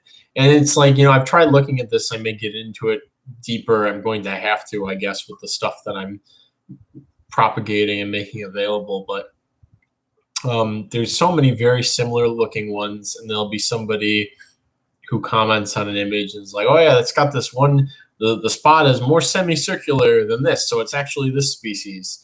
And it's like, it just seems like the differences are so subtle. You sit there and you stare and like, oh yeah, I can see that, but it's like, it's so subtle, and the range of information taken into account too, that it's kind of insane that on something so small that they've been better documented and studied, and that there's like, I don't even know who I would contact about, or who Alan or anybody would contact about the Euthlastoblata being new. George Beccaloni maybe, but like, he seems to be kind of difficult to get to do stuff full stop. He's been trying to redescribe Grumphodorini for 15 years now or something. I'm sure he's a very busy man with coordinating the Roach species file and the Orthoptera species file and whatnot, but I would have thought that there'd be a little bit more progress after such a period of time. So anyways, that just seems, that's my opinion on that. There are some circles where things are very well documented, such as springtails, where they have the knowledge and the resources and the ability to say, it's not these things that we've very clearly documented, so it's something new. And they also, the other factor there was that they already knew it was an undescribed species from those pictures that were posted. They already knew this is something new. Just like I said, it seems nobody had specimens because they just randomly encountered them while they were out doing other bug-related stuff. And who knows, like, this guy doesn't provide any information for, was it under a rock? Was it just running around? So you can encounter things by complete chance pretty much anywhere. But, to be able to find a group of them and now to have them propagating is, a huge advantage. Yeah, you'll describe stuff. We'll have to coordinate on those Euthlastoblata. So Alan, I had looked at the Diaphana nymphs and was like, very similar to those. And I was like, oh no, they're bigger. Like Ocala maxed out at bigger, and then I started getting a fuller picture of the Diaphana colony. What's up? What's up, dog? And seeing how small, the nymphs are in comparison, slightly different patterning and whatnot. I was like, oh yeah, they're just like supersized of that, and very different. So, yeah, that seems the most logical. And then the Parkoblata situation is probably entirely dependent on Alan finding more females for us to get widths out of and then work with.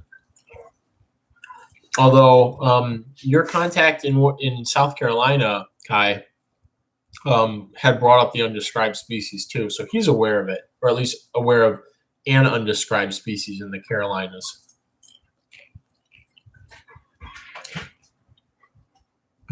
Throw this out there for everyone. If you want something named after you, fossil insects offer a high chance of getting it. Don't even get me started on fossil paleontological nomenclature and naming of stuff. It is really cool that you can have something extinct named after you in that respect, but it's less, to me, it's less permanent, because I know, the taxon's dead, but there's that taxonomy on everything is in flux. They could find another specimen and decide that they weren't looking at an insect, they were looking at a crustacean or something. But this, it's like, not only like do I have all this information on the wild location and all this stuff, and it's confirmed to be undescribed, but I have a colony. Like, I have a colony going. Oh, you want popcorn, don't you? Here you go. You get a little bit of popcorn. Not only that, but I have a colony going of it. Like, I can physically pass a colony on to other hobbyists and to my future family, I guess, to have, and to, like, this is a thing. Like, this is the important part of stuff. I do think hobbyists will really like them. Like I said, they're big. They're about the same size as Tomasaurus. They're just a little bit more slimmer built. And Tomasaurus are already pretty huge for springtails. And they're pretty. They're very pretty. Like there was somebody. Let me see if they're still offering them. Somebody was offering zebra springtails.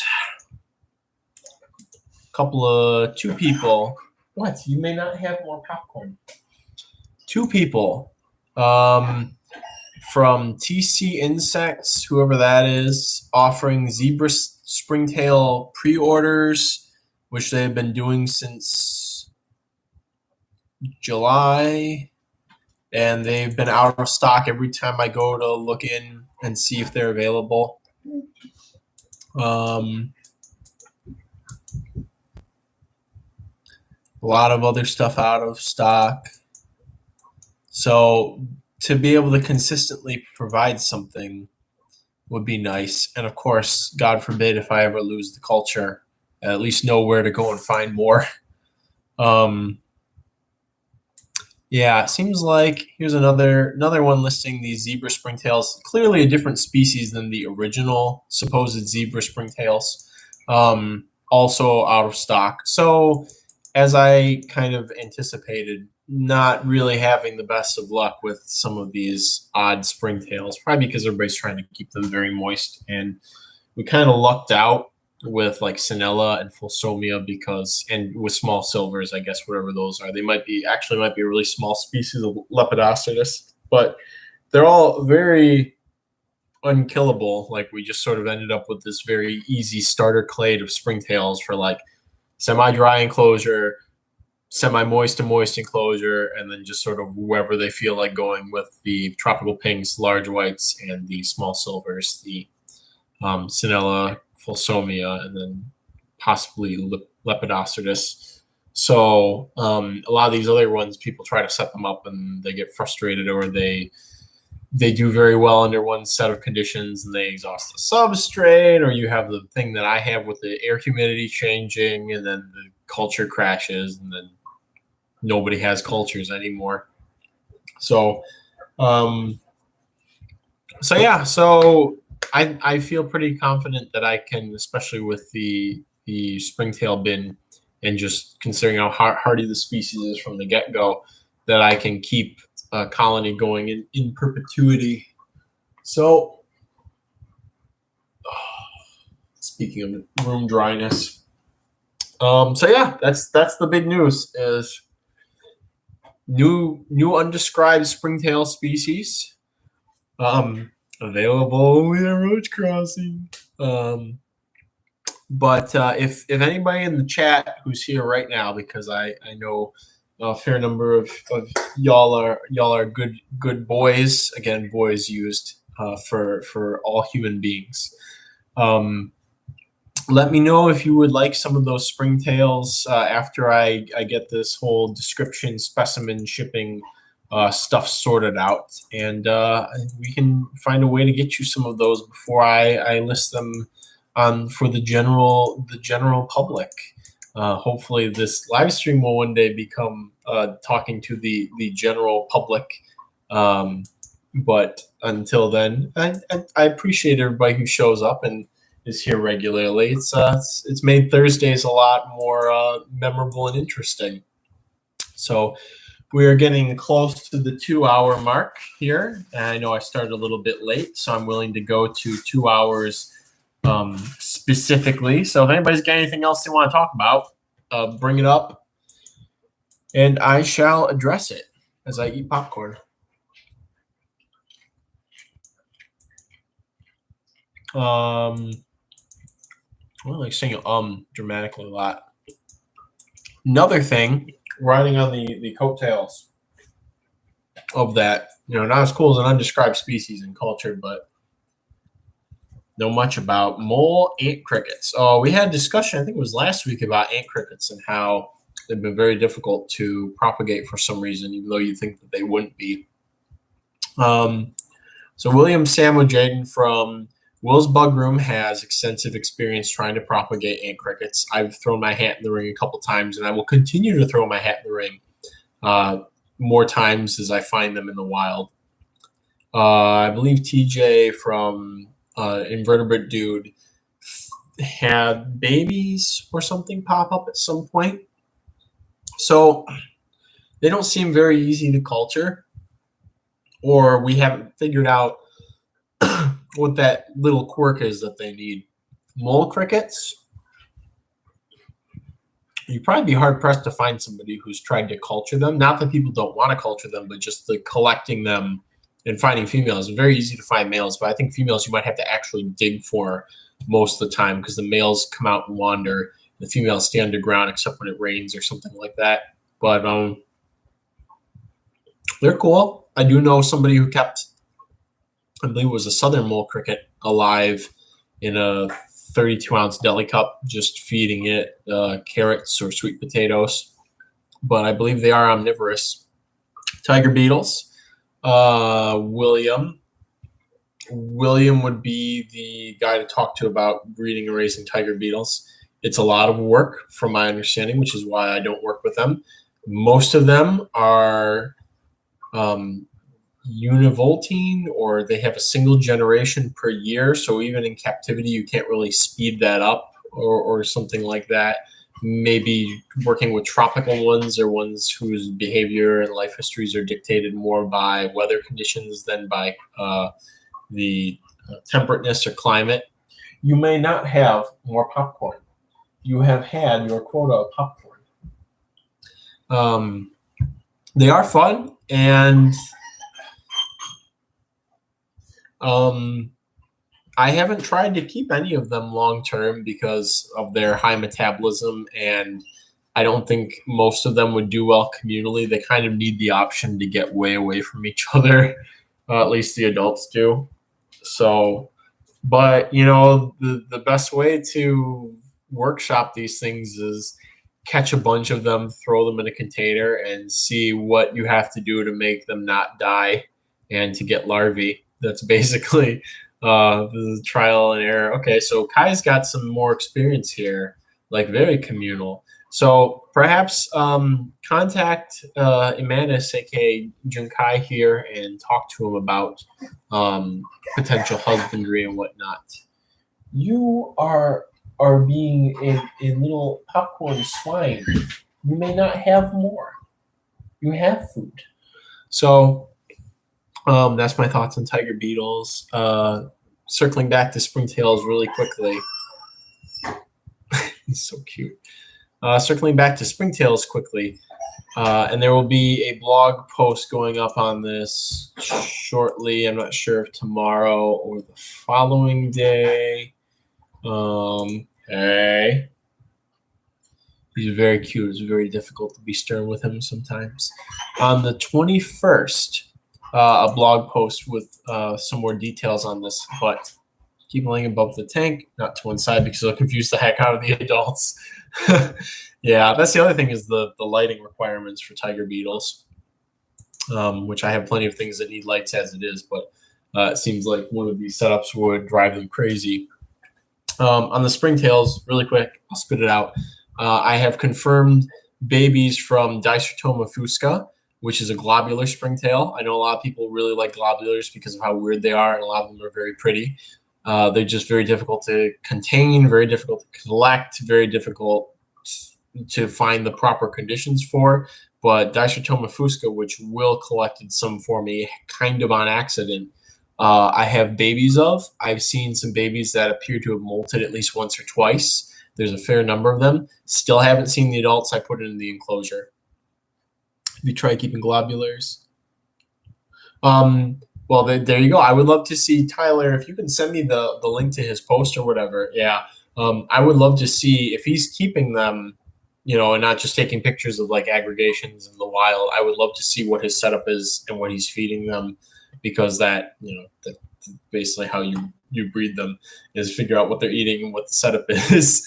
So I would love to see, but so far with my springtail husbandry, this is the first set of globulars that I've been able to get babies out of. And like I said, I haven't seen the adults. I think they're probably pretty strongly photophobic. That's kind of like in the wild, they're always like at that I think it was the O horizon where the leaf litter meets the soil. Very hard to collect using a pooter in the wild because they seem to just get out of the area the second you disturb the soil. But Will was doing some sifting with leaf litter in a tray and a screen, and they dropped into the collection pan. He was able to collect them from there. So so those are doing well. Fingers crossed. They're large too. The adults are most of the globulars I've encountered are in the range of max size of 1 millimeter, maybe a little over a millimeter. The little yellow ones. There's probably pictures all over Bug Guy with the species name, but they're most abundant in my experience in the spring. So, boy, we got a bunch of people joining the chat very late. Anyway, so Dicertuma fusca, the adult size. I recall when I was doing the invertebrate soil trapping at U of M, I remember finding at least one individual, very outlier, that was about 5 millimeters. Most were in the 3 to 4 millimeter range. So they're big globulars. They have very attractive purple coloration. I think they're the only Barney purple springtail out of all the ones I culture. Anything else got that color? Not really. So fingers crossed, get those going. I know they'll be very popular. They do like it moister, and I sort of took that cue without trial and error from their location in the soil. So I've been keeping them a bit more on the moisture side and just feeding them the same thing as all the other springtails, which for me is dog food and fish flakes. So we keep it simple here. Everything gets dog food and fish flakes, except for the dog does not get the same dog food as the other organisms, which I would not feed to a dog. So any other things? Since we got 11 people, I'm going to go a little bit longer. Isotoma delta, another really weird-looking entomobryomorph springtail. You would think that they were produromorph based on their morphology, but they're an entomobryomorph. And before I finalize that statement, I'm going to double-check. Pretty sure. Yep, they're an entomobryomorph. So chubby, cute little purplish markings on the sort of grayish body. And I usually don't see them until it gets cold outside. And then they seem to come out of the deeper soil layers into the moisture near the surface, and they're very abundant in places for. You'll find them October through February, March, and you can go outside and find them when there's snow on the ground. So those are propagating pretty well. I see lots of babies. The thing is just waiting for getting things past the baby boom and then being like, oh, cool, a new batch of adults. And then things are pretty set in stone after that. But up until there, I'm still nervous and don't make things available until I at least know with good certainty that there are F2 is on the way. Yeah, no fish flakes for Victor, although he eats all kinds of stuff in the yard. Since I have a compost pile that has the bunny litter and the guinea pig litter and the rodent litter, and he loves to go out and dig in it. But at that point, it is very beyond my control. So, but he's a good boy. Yes, he is. Well, you want to play, don't you? Well, I think Victor has different plans for this evening than I do. I think our plans may converge, though. So with that, thank you for joining me, everybody, on this this live stream that was started off a little shaky and got very good towards the end, I would think. And Kai will be in touch about your orchid mantids. And Josh, just let me know. Maybe I probably shouldn't forget. I probably won't forget if you place an order. But it wouldn't be a bad decision to remind me if and when you place an order about shipping. So with that, good night, everyone. Oh, important announcement, though, and I will probably put this on the website or somewhere. There will be no live stream next week since Thursday is Thanksgiving. No live stream through here. Let me check the calendar, though, and I do have a physical calendar.